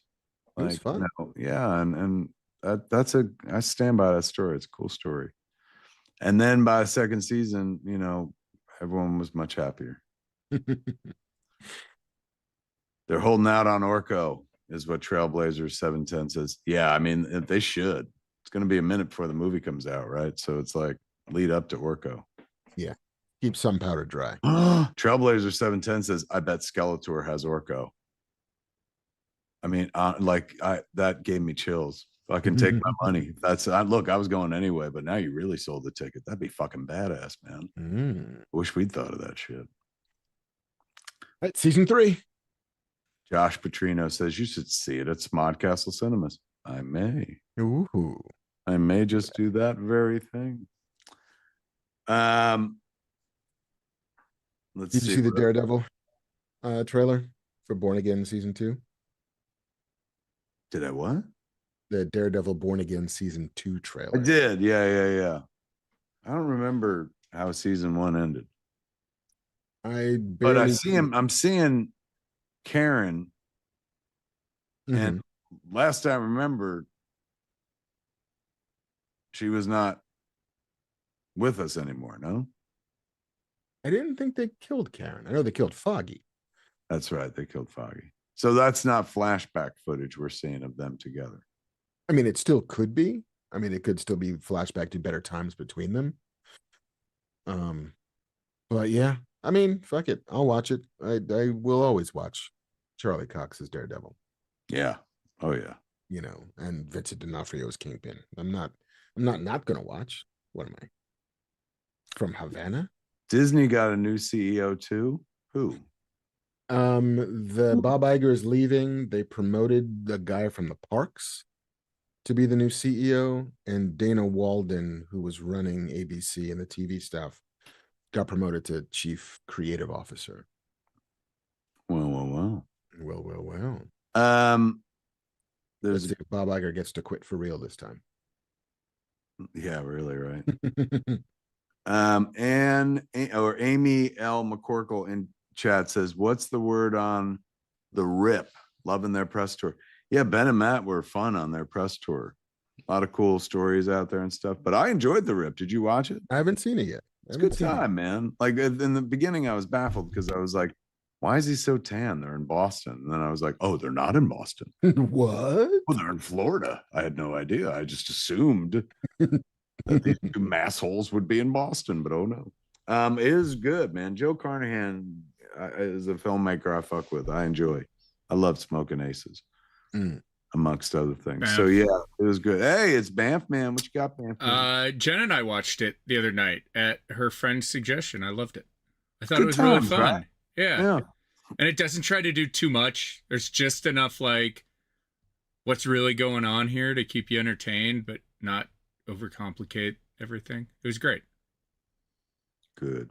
And fun to see Ben and Matt again in that way, kind of like, since what, Dogma? Like they did Air together, right? But it wasn't quite them sharing the screen in the same way.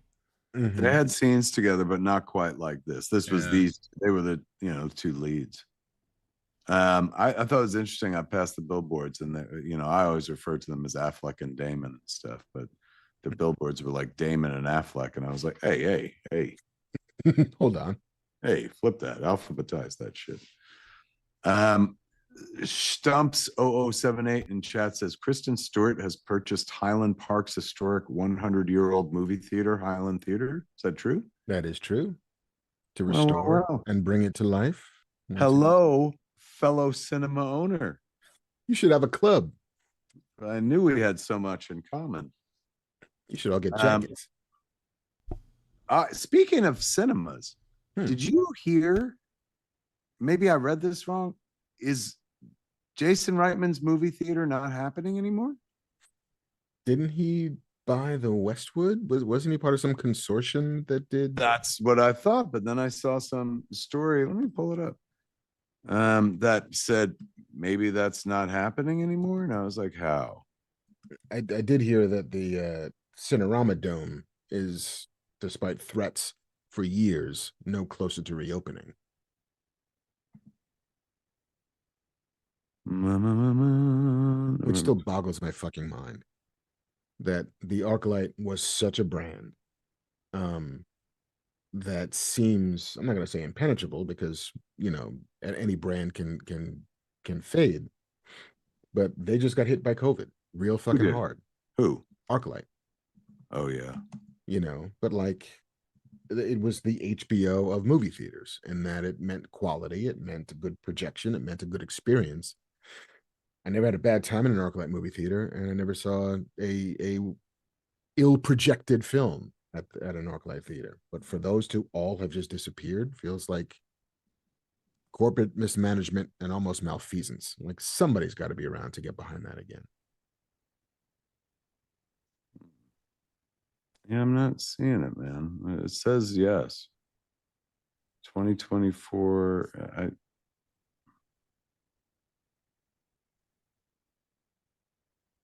Oh, now here it is.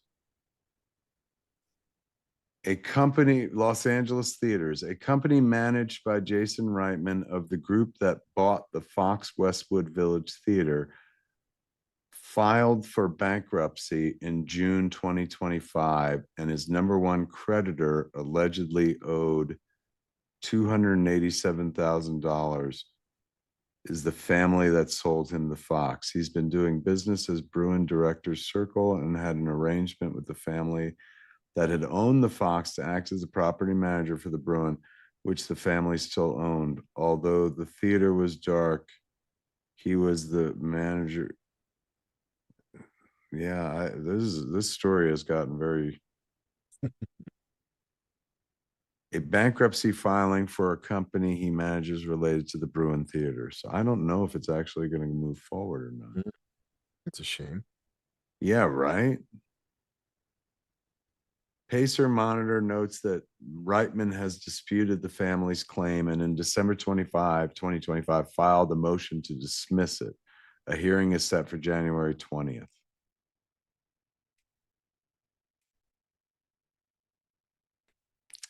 So could be that it's happening, could be that it's not happening.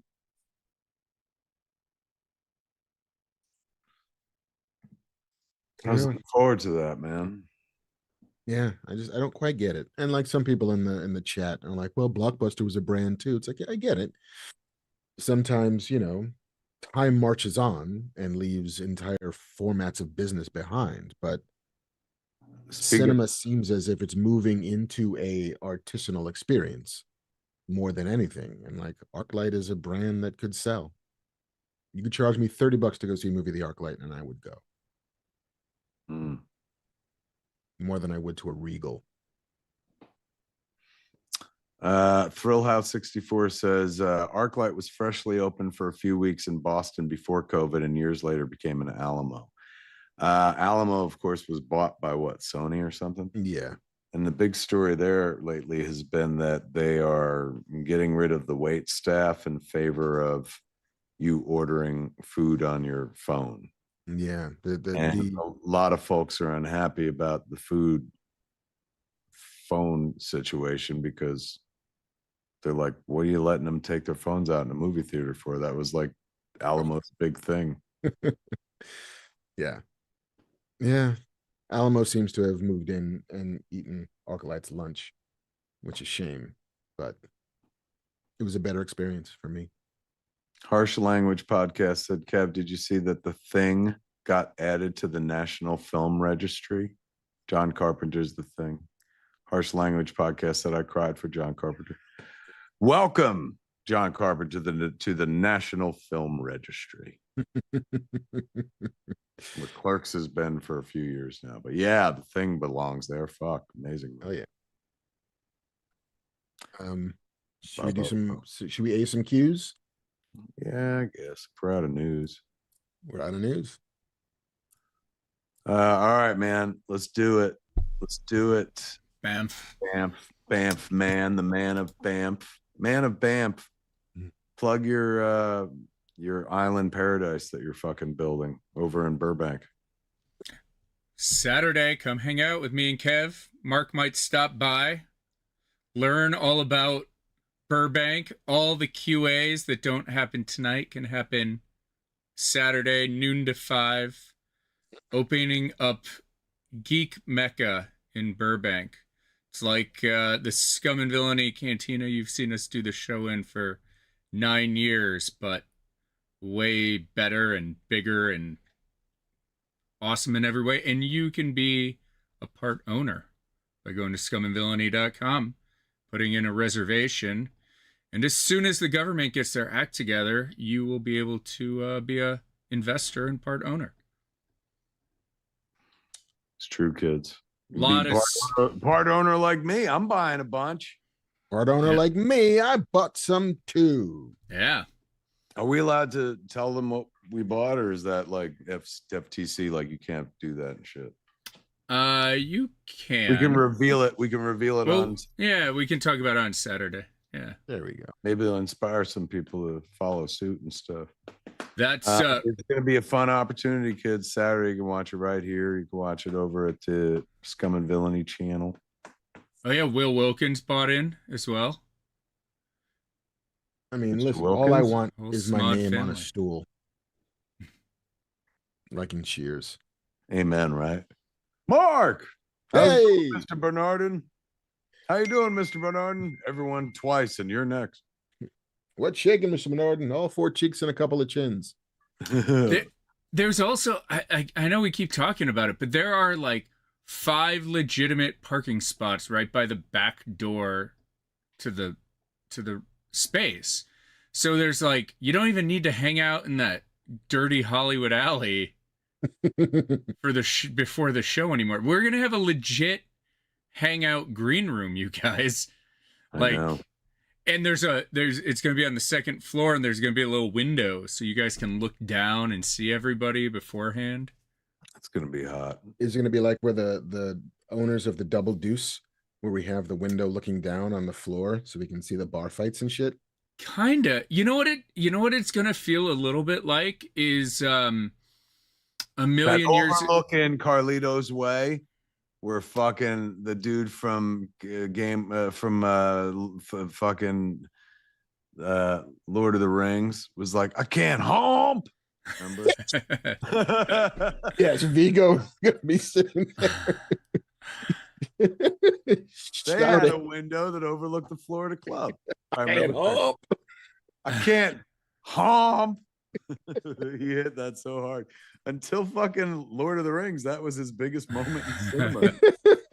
Fucking singing hump. I was gonna go with the Lovitz, where you would like be up in the green room and then go down the steps and walk up to the stage. It'll be a little bit like that. We'll start. You guys can go in the back. You'll hang out upstairs in the green room, and then you'll go across and come down the steps and up to. And we have a little stage that we're putting it in, so it'll be, So we won't be behind a bar. Getting no more behind the bar. Bartender's way. Yeah, the stage is at one end and the bar is at the other end. So people will actually, you're not going to get the Harley Quinn bartender cameos or the Arwen bartender cameos like we used to, because the bar is going to be opposite. But the bartenders will be able to watch the show now, and people will be able to get up and order without disturbing the show or walking in front of the cameras and all that stuff. Makes me damn happy. I'll never forget when, it was like a bar that was closing and they gave you guys an opportunity to be like, Oh, we'll do a Star Wars pop-up, and we'll do a space bar pop-up. And here you are building an even better mousetrap, man, with Scum and Villainy Rendezvous. See us Saturday while we talk about it all day, kids. Yeah. I mean, it's amazing 9 years of learning what to do and what not to do. Like, oh, wait a minute, we'll do shows here. We should have a stage and build it so that we can put actual people in here. Dennis De Mercurio 2670 says $30 for a ticket sounds like a man who doesn't have to take a family of 5 to the movies. Is that what it costs now? $30? I was saying that if you opened up an ArcLight and charged me $30 a ticket, I would. You would do it. I'm not saying everybody would, and that's fine. But if you want to see a cheap movie, kids, you go to Smart Castle Cinemas, man. Peak rate 10 bones. Nice and good popcorn during the day. $7. Excellent popcorn. I'm just saying. I had some of that. If you live in California, get your ass on a flight and go back east for a cheap movie at Smart Castle Cinemas, where the movies come to play. We should do we could do like secret cinema at the new Rendezvous too. What's that? What's secret cinema? So we have a license. We have a license to show movies, but we can't broadcast what the movie is. So we can do direct marketing. So if you're on our email, we can say like, hey, we're showing Princess Bride next week, but we can't post on social. So we could do a thing where it's like Fat Man Beyond Movie Club, where once a month we do a movie and we don't tell anybody, and we could show it at the bar. Ooh, that's cool. We could just say, hey, we're showing a movie. Sign up for our email. We'll tell you what it is. You don't say what it is. Yeah. Yeah, they can get away with that kind of stuff. Secret rendezvous. Secret rendezvous. That sounds... We don't stop. Says Tyler we Hall. Don't stop. Our non-stop secret rendezvous. Bringing you the Quiet Storm Hour, kids. Ooh, soft and warm. Quiet Storm. WDLS. Soft and warm. The Quiet Storm. Let me Secret Rendezvous sounds like a French softcore porn. Hey, so at the Saturday event, like we're going to be encouraging people to buy in, right? Buy stock. Yes. Well, you'll be putting in reservations at that point until whenever the government gets their act together. We can sweeten the pot, man. You know, we do auctions at Smod Castle Cinemas because we're nonprofit and whatnot. And we're selling some stuff from the stage, auctioning off, you know, like signed Dogma DVD, Blu-ray cover that Ben signed and I signed, and various stuff. And then when we were done, we only auctioned like 8 items, but then we offered an experiential thing. So the top item, it got up to about $500 in the bidding and stuff like that. But then I was like, okay, the last thing we're auctioning is a smoke sesh with yours truly up in the apartment above the movie. And we had the bidding got up to 2 people bid, and both they won $1,200 a pop. Come upstairs and fucking smoke. We sat around and had a smoke sesh, talked for an hour and shit. They were cute. There was another one jumped in, so we had 3 people, and he brought his buddy who didn't smoke but just hung out. But they were adorable, man. Like periodically, they were like, "This is so fucked up." I'm like, but not really. So while we're there, maybe that's the thing we could do to sweeten the pot during the auction. We could run an auction. Well, do a thing where it's like, if you sign up for, you know, commit to whatever, buying this much fucking stock, then you could. Oh, like add a perk. Yeah, like Kev will smoke up with you if you commit to. Who wants to commit to blah blah blah right now? You do that, Kev will fucking suck it with you. We gotta be careful because we have to, because it's the You tell SEC. me. We Yeah, have yeah. to anybody. We could say like the first 5 people to invest at this level, but if people have already done it at that level, we have to like retroactively. So we'll have to do some research beforehand about what we can get away with, or we could just auction it and do it in auction. parallel. You know what I mean? And that money just goes to the And that thing. just would go to us. I mean, they wouldn't be investors at that point. They would just have a cool experience. Right. We could definitely do that.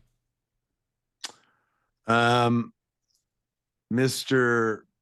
Garcielli 9368 in chat said, did the car sell from the 4:30 movie? Yeah, we did an auction last month. It's Modcastle Cinemas, and the car did go. Not only did the car go, but the car went for a price, it went for like $4,000 or something like that. And the guy, maybe 4,500. And the guy who won it was talking to Joe Bodner, the guy who runs the auction. And Joe Bodner was like, you got a good deal for this car, man. We thought it was going to hit like 7,000 or whatever. And my man was just like, oh, I'll give you the difference. And he fucking gave more money. Oh, shit. Yeah, for the good of Smodcastle Cinema. This is all for, money, keep the lights on at Smodcastle. But very fucking sweet. And even better than that, it's going to be in a movie. What? He's like going to use it in this fucking movie. And I was like, get out of here, man. That's dope. Like it lives to ride again. How dope. Would it? It's gonna be like the Oldsmobile and all the Sam Raimi movies. Like, yeah, gonna live. What if it was like what if the movie got huge and the movie mobile became like Kit or and like people only know it from that movie? And I'm Yeah. like, no, it was in. Then I'm like Brian Cox playing fucking Hannibal Lecter before Anthony Hopkins and trying to convince people for 30 decades. No, I did it fucking first before Succession blows him up. He did, to be fair, he never tried to convince anybody he did it first, but I would go around and be like, hey man, like, look, we all love Anthony Hopkins, but fucking Brian Cox literally did it first and chilling. And they spelled the name different, but still. I broke the ice.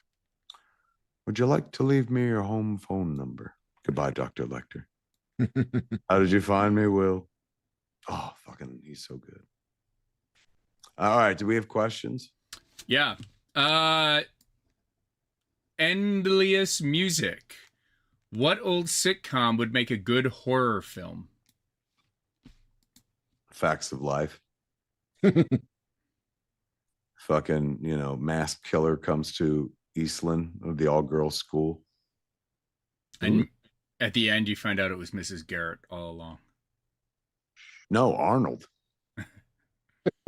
Because Mrs. Garrett worked for the Drummonds, then left to join Eastland, and Arnold held a grudge for all that time. No, I would get somebody else to write it. I'm too close to it. I'll be honest with you. But yeah, that would be. My dog is literally snoring. Or expiring, either way. The facts of life, man. The facts of life. You take the good, you take the bad, you take them both, and there you have the facts of death. Dead little children. That should be, if you do like 4:30 movie part 2, that should be one of the fake trailers in it. The facts of life. Run, Tootie! What about you, Mark?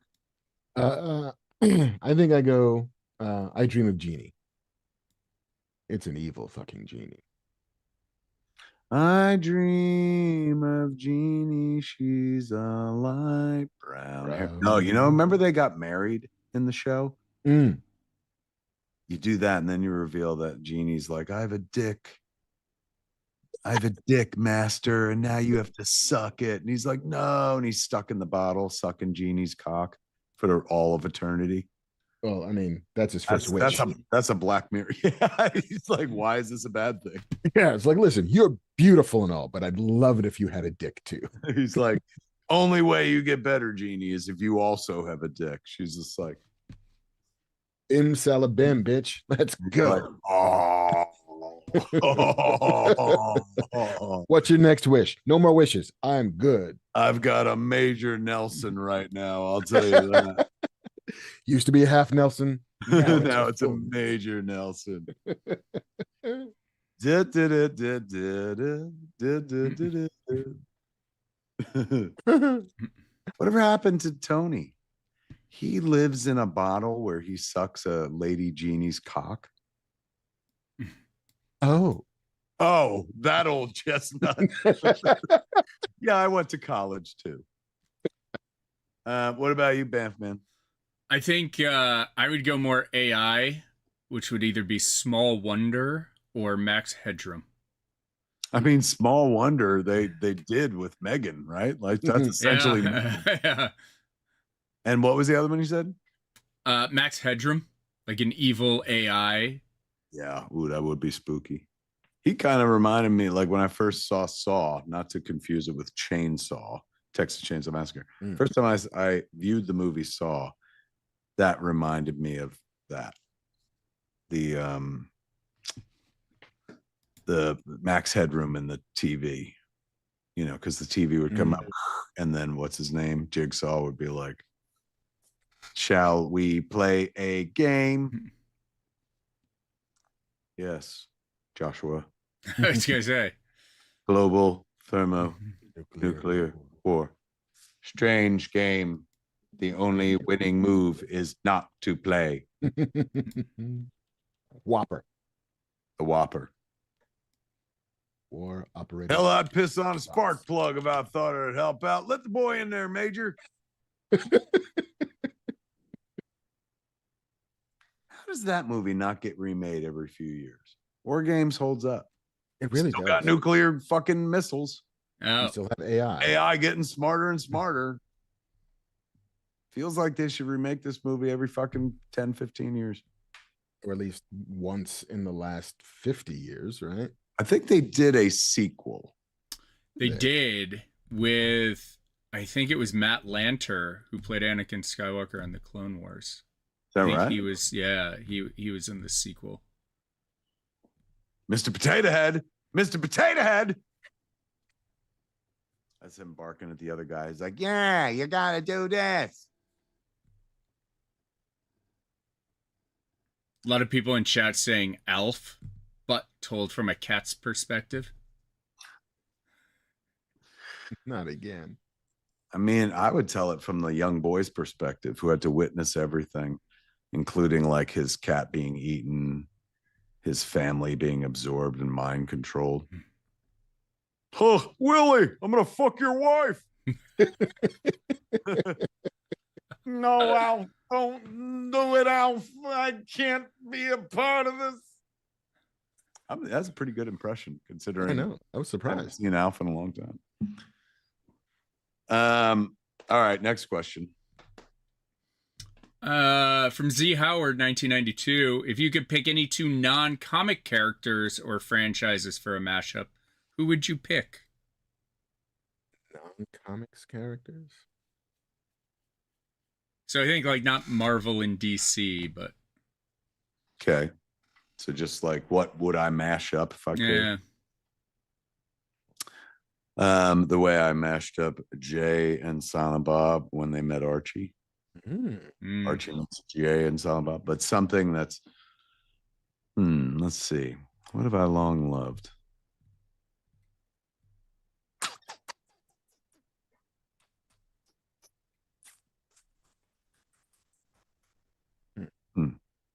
It's almost a little too big.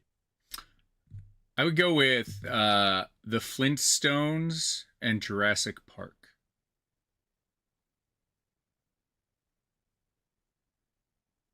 So what, like they open one in Bedrock?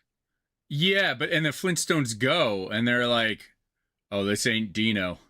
Like we're in trouble." The Flintstones would be unimpressed. They're like, we're a modern Stone Age family. We know what dinosaurs look like. You know, on the other podcasts I do, we brought up the Jetsons meet the Flintstones. You know that the Flintstones are apparently in the 25th century. Elroy Jetson invents a time machine and brings them back to the 25th century, which is when the Flintstones takes place. So it's like a future. 25th century is when the Jetsons take Is that place. what it is? Oh, I was yeah. reading on Wikipedia, and it was like Elroy brings. I mean, maybe in the plot, he brings the Flintstones to the 25th century, and that's the whole plot of fucking Flintstones Jetsons. But the Jetsons took place in the 25th century. Oh, I may The have screwed that up. Flintstones, fucking, Stone Age. Mhm. I think that was the whole point of that show. They were cavemen and cave women. Mhm. Remember the episode where Fred was dragging Wilma around by her hair and he had a club in his hand? Progress. That never happened, kids. But that was what they used to show us what a caveman and a cave woman looked like when we were kids in cartoons and comic strips. I think I want to cross over Blade Runner and the Terminator. Nice. Yeah, I want Deckard to be hunting a T-1000. Babadook and Ghostbusters. Nice. Bababusters. Somebody said Wacky Races and the Fast and the Furious, Oh shit. which would be fun. I'm down for that. Even Chitty Chitty Bang Bang and the Fast and the Furious. Wacky Races and Speed Racer. Wacky Racer. Yeah. Racer X is like, nothing wacky about this. Nothing wacky about this, Speed. I want to cross over Carrie and Porky's. Oh shit. She's like, a whole different shower scene. Lots of bad shit happened in the locker room. Guy puts his dick through the hole and she's like, She just just tearing flings it. off. Why does it look like a banana peel?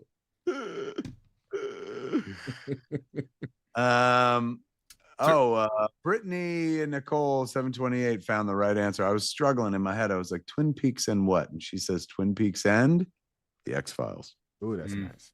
That is a nice combo right there. Thrill House 64 says Dune meets Tremors. It's like, Fun. that ain't a sandworm. This is a sandworm. If we're gonna make movies where giant fucking worms make an appearance, then call my agent. Yes, that's a dick joke. And yes, it's more joke than dick, which is what most women have always said about me. You're more joke than dick. But it's a lot of joke. Just Roy 11 says Mask and the Fast and the Furious. Ooh, see, it should have been Mask and Mask. Right? He's just like, Rocky Dennis is he's also like, in it. things that make me happy, the sun on my face. Things that make me sad, the sun on my face. You remember he has that poem where it's like things and shit, heartbreaking. Also, Then he fucking goes back to the future, but he gets fired. So Back to the Future and Mask. Yes, yeah. So that Eric Stoltz can finally be Marty McFly. And when Biff is like, why don't you get out here, you butthead? And he's just like, I'm Rocky Dennis. Why would you fucking make fun of my appearance? You cruel, humane fucking American Nazi, you. Did you just fall out of a tree after perving on your mom? No, I was born like this. And Cher's like, snap out of it. Busting a little moon. What was it? Moonlight? No. Moonstruck. Yes. Somebody.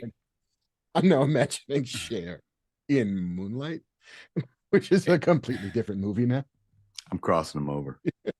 Ooh, Harsh Language Podcast says Ghostbusters and Ghost with Patrick Swayze. Oh. That's pretty good. That's pretty good right there. Blade and Twilight. Venkman and Demi Moore making pottery and shit. He just wants to say goodbye. Blade and Twilight. Blade and Twilight is good, man. Blade Anthony taking out all them sparkly vampires and shit. Anthony Bell says he's like 30 with a mohawk. What do you expect? Well, thank you for saying I'm 30. I'm actually 45 years old. So you were off by over a decade. I didn't think they were talking about you because I was like 30. That motherfucker ain't been 30. Now I'm 45. So thank you. That was the best backhanded compliment I've ever had. That's clean living and never seen the sun. You know, I'm seeing a lot of we- cool answers. Walrus Onion says Kolchak and the X-Files. That would work because the X-Files exist because of Kolchak the Night Stalker. Mm. Go ahead. What were you saying, Ben? I was going to say we just dropped Twilight cocktails at Scum and Villainy. Do they sparkle? And they do, and it is the biggest Instagram post we have ever had. Are you serious? We had Those movies and those books were huge, so that tracks. We had like 100,000 views on the post in like 3 hours or something like that. It was insane. So those people are out there. Twilights. All those girls who were like 12 when Twilight came out are now 22 and ready to get fucking hammered. Yeah. Yeah, let's go to that Star Wars bar, get fucked up on sparkly drinks. Shannon, we're going. I'm team. Let's get fucked up on sparkly drinks. My favorite and one, Jacob as well, is called "Culling Me Softly." Oh, that's a good one. Ooh, good one. That's a good name, man. Culling me softly. All right. Last question. Let's see. Let's do, with Sam Mendes doing the Beatles biopic, 4 films for each artist. Yeah. What I band? I said it like that. Like, yeah. I heard about this like recently, and I was like, oh, it's a thing. What band do you think would make for a great film in that style? So each member gets its own flick. Run DMC. Ooh, good one. You get 3 movies.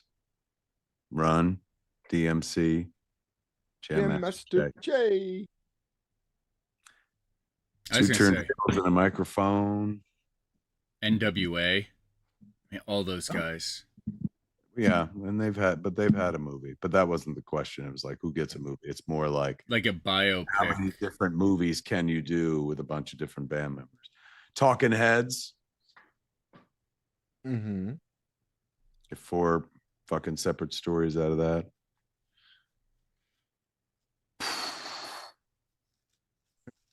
What's like the Eagles? You could probably do. They all went on and they all fucking Fleetwood hated Mac. each other too. Fleetwood Mac as well. Yeah. Like they're fucking each other, they're hating each other, they're forced to be in a band together. And they all had interesting lives outside of each other as well. Oh yeah, somebody said Wu-Tang. You could do 1 million Wu-Tang movies. How about this? Ready? Get ready for greatness. Milli Vanilli. You see the perspective of Millie, then you see the perspective of Vanilli, then you see the perspective of the actual people that sang the music. I would do Wham. Oh, Wham. You know, it's like I would do both of those Wham guys. I mean, together and separately. Yeah. Yeah. Yeah, before you go. I know. I went for like a really obscure Wham song. I should have went for "Wake Me Up Before You Go" or "Careless Whisper." Fuck. Yeah, I mean the story of 2 guys, one of which is destined to be a star, and the other one is just destined to watch the other guy be a star. Warrior Fellas is Public Enemy. Yes. Yes. Give me a side of that, please. Give me a Flavor Flav movie and a Chuck D movie with a side of Professor Griff, please. Professor Griff is the stringer bell of this particular band. Moving S1Ws. Oh, Outcast is good. Oh, Spinal Tap would be fun. Like you do a fake documentary on each member of the band Spinal Tap. The Archies. Ellen Aim and the Attackers. An Archie movie, a Jughead movie, Betty movie, Veronica movie, Reggie movie. My Reggie would be such a piece of shit. Like he would earn the hate. You know what I'm saying? Anthony Bell came back in chat and said, "Dude, you look great for your age. Fucking rock the mohawk." Thanks, appreciate it. Right, man. That fucking it all worked out. Was that the last question? That's it. Hey man, somebody said 2 Live Crew. Nopa Loans XD said 2 Live Crew. How about this? Hall and Oates. Mm. You know what I'm saying? Wanna play that game tonight. I'm going for the obscure fucking. You really are. You're like Mr. Deep Cut. Yeah, really. What's going on, man? I ain't even hitting. Whoa, here she comes. No. Here she goes. Watch out, boy. She'll chew you up. She'll chew your dick. She's a man eater. Kuzma says JC kind of looks like Adam Scott. I could see it. I get that a lot. You could totally play that dude's fucking brother in a thing. One of the questions that I did not use was from M. Landy, which was, who would you choose to play you in a movie biopic? And my answer was going to be Adam Scott. So, Earth, Wind, and Fire. Somebody suggested. Wow. I mean, who gets to play fire? Morris Day and the Time. Ooh. Jimmy Jam. Terry. You could do a Yardbirds documentary and hit on like all the best guitar players of all time, because they've all kind of traveled through the Yardbirds. Simon and Garfunkel. Mm. You get 2 good movies out of that. Well, really great movie, and the other one. You know what? I can get you 2 movies out of that. I think so too. Especially 2 good ones, especially because the other one is like, look, everybody knows what it's like to be Paul Simon. We've watched him do it. Is it like to fucking be art? You know what I'm saying? Where you're like, all right, I got carnal knowledge. Now what? And then, fucking you keep waiting for that dude to be like, hey, man, let's go back to Central Park again. He's like, the hair nah. plays, you guys. The hair plays. Homeward bound. I wish I was homeward bound. Home. Where I've got sloppy joes home. I've been making sloppy joes like crazy lately with Beyond Meat sloppy joes, man. You know how simple it is? You take your Beyond Meat, you chop it up like you're cooking chopped meat, and you put some fucking tomato paste in it. It's that simple. Nobody told me this my whole fucking life. I thought it was a secret recipe. You got to go buy a special can of shit. Bullshit. But you needed the fucking manwich pouch. Literally. But you know what? You just throw in some spices. I'm throwing in like chili powder, some fucking paprika, fucking salt, fucking onion powder. I'm working that shit like I'm Gordon Ramsay and fucking pretty amazing. And I'll be honest with you, every time you take a bite, tastes like the 70s, son. Nostalgia is a hell of a drug. Tastes like a happy childhood.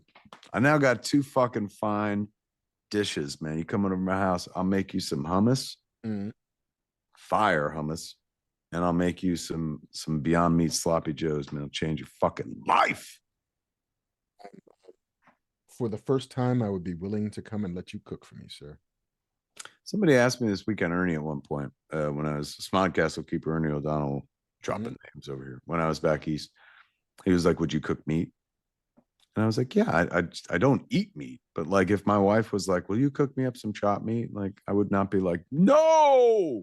Like, I'd be like, well, it's unorthodox that you of all people would ask for meat, but sure. But if like she was like, can you make me eggs? I would do that. I wouldn't eat it. I wouldn't partake.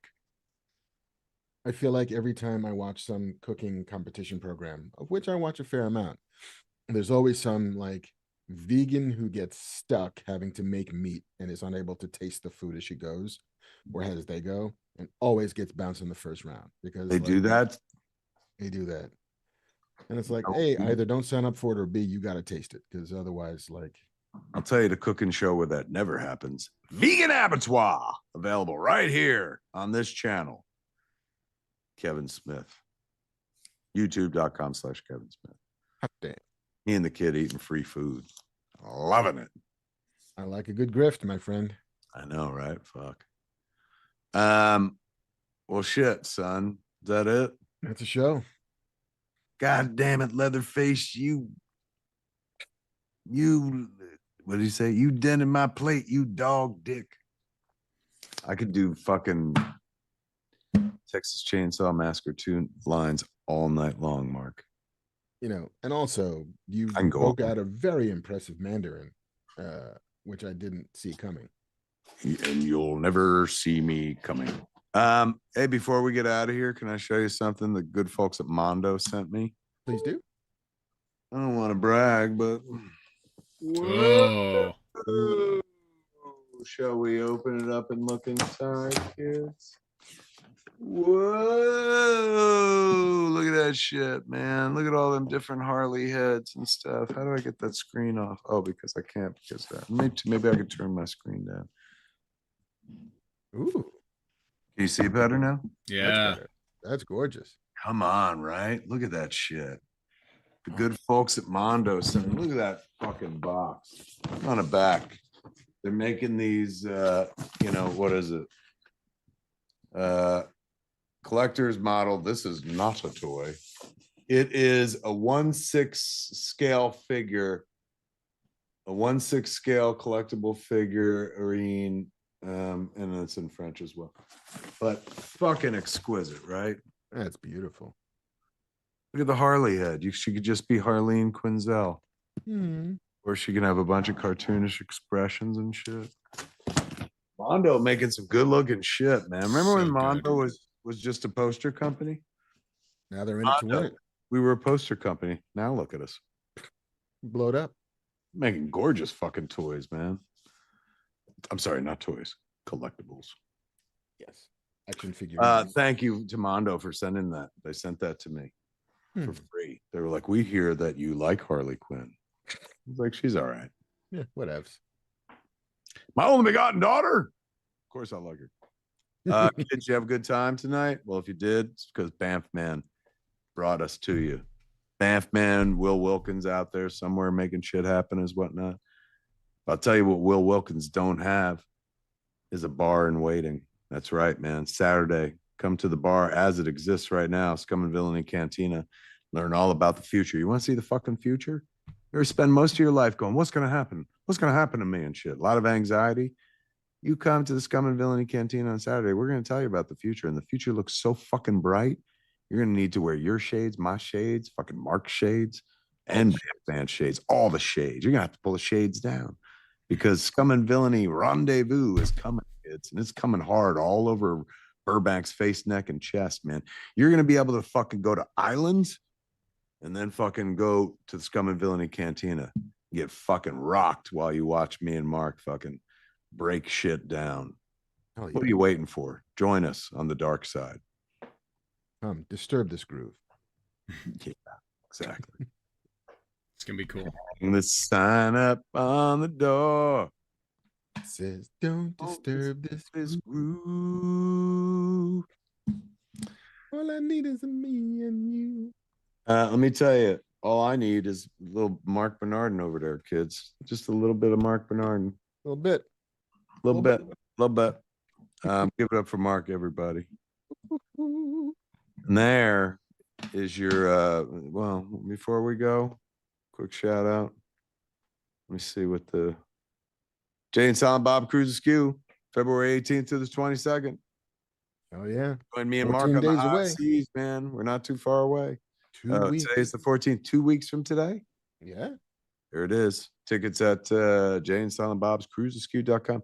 Join us, kids. And then February 27th, 28th, I'll be at Comedy Club in San Francisco, Sam's Clams Disco. Then on March 1st, it looks like there's tickets left for a 3:30 show in Sacramento. Where am I going there? At the Punchline Comedy Club, kids. I'll be at the Punchline. And if you're like, oh, no, West Coast gets everything. Well, I'll be on the East Coast March 8th, a month and change from now, for the Jay and Silent Bob Go on the Record, the Oral Sex Release Party, where you can hear the album and a listening party and walk away with the album. Me and Jay going to do a show. March, I'm in Richmond at GalaxyCon. March, I'm also in Anchorage, Alaska. May, I'm in El Paso. Don't forget May 3rd, Yoga Hosers celebrates its 10th anniversary with the start-stop screening at Smod Castle Cinemas, where the movies come to play. Me and Harley will be there, turning I think that movie was 80 minutes. We're going to turn it into a 5-hour experience. New Orleans, I'm coming out to GalaxyCon in July. Tickets are on sale right now. Des Moines, Iowa. I'll be out there on September 12th at the GalaxyCon. And Columbus, Ohio in December. Way far away. I'll be at that GalaxyCon, man. Tickets, as always, at csmod.com. Kids, can't thank you enough for coming to hang out with us, man. Listen, two old men pop off about the culture that pops and shit. Hopefully you found some useful shit. Hopefully you got some tips on new things to look out for, or old favorites. Distracted you for 3 hours. Yeah, hopefully we've stopped you from doom scrolling for a little bit. It certainly stopped me from doom scrolling, so thank you. Thanks for giving us somewhere to go and something to talk about other than, Everything. There it is, my friends. Kids, for Fat Man Beyond. Before I go eat my sloppy Joe at 11 o'clock at night, I'm Kevin Smith. I'm Marc Bernardin.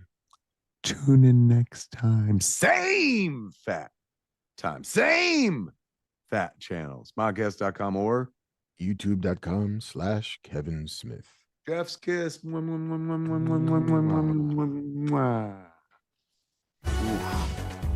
This is the cat. Greetings, everybody, and welcome to the AKA Ask Kev Anything. Every saga has a 10-year anniversary, ladies and gentlemen, and this is what happens when Jay and Silent Bob get old. I'm Kevin Smith.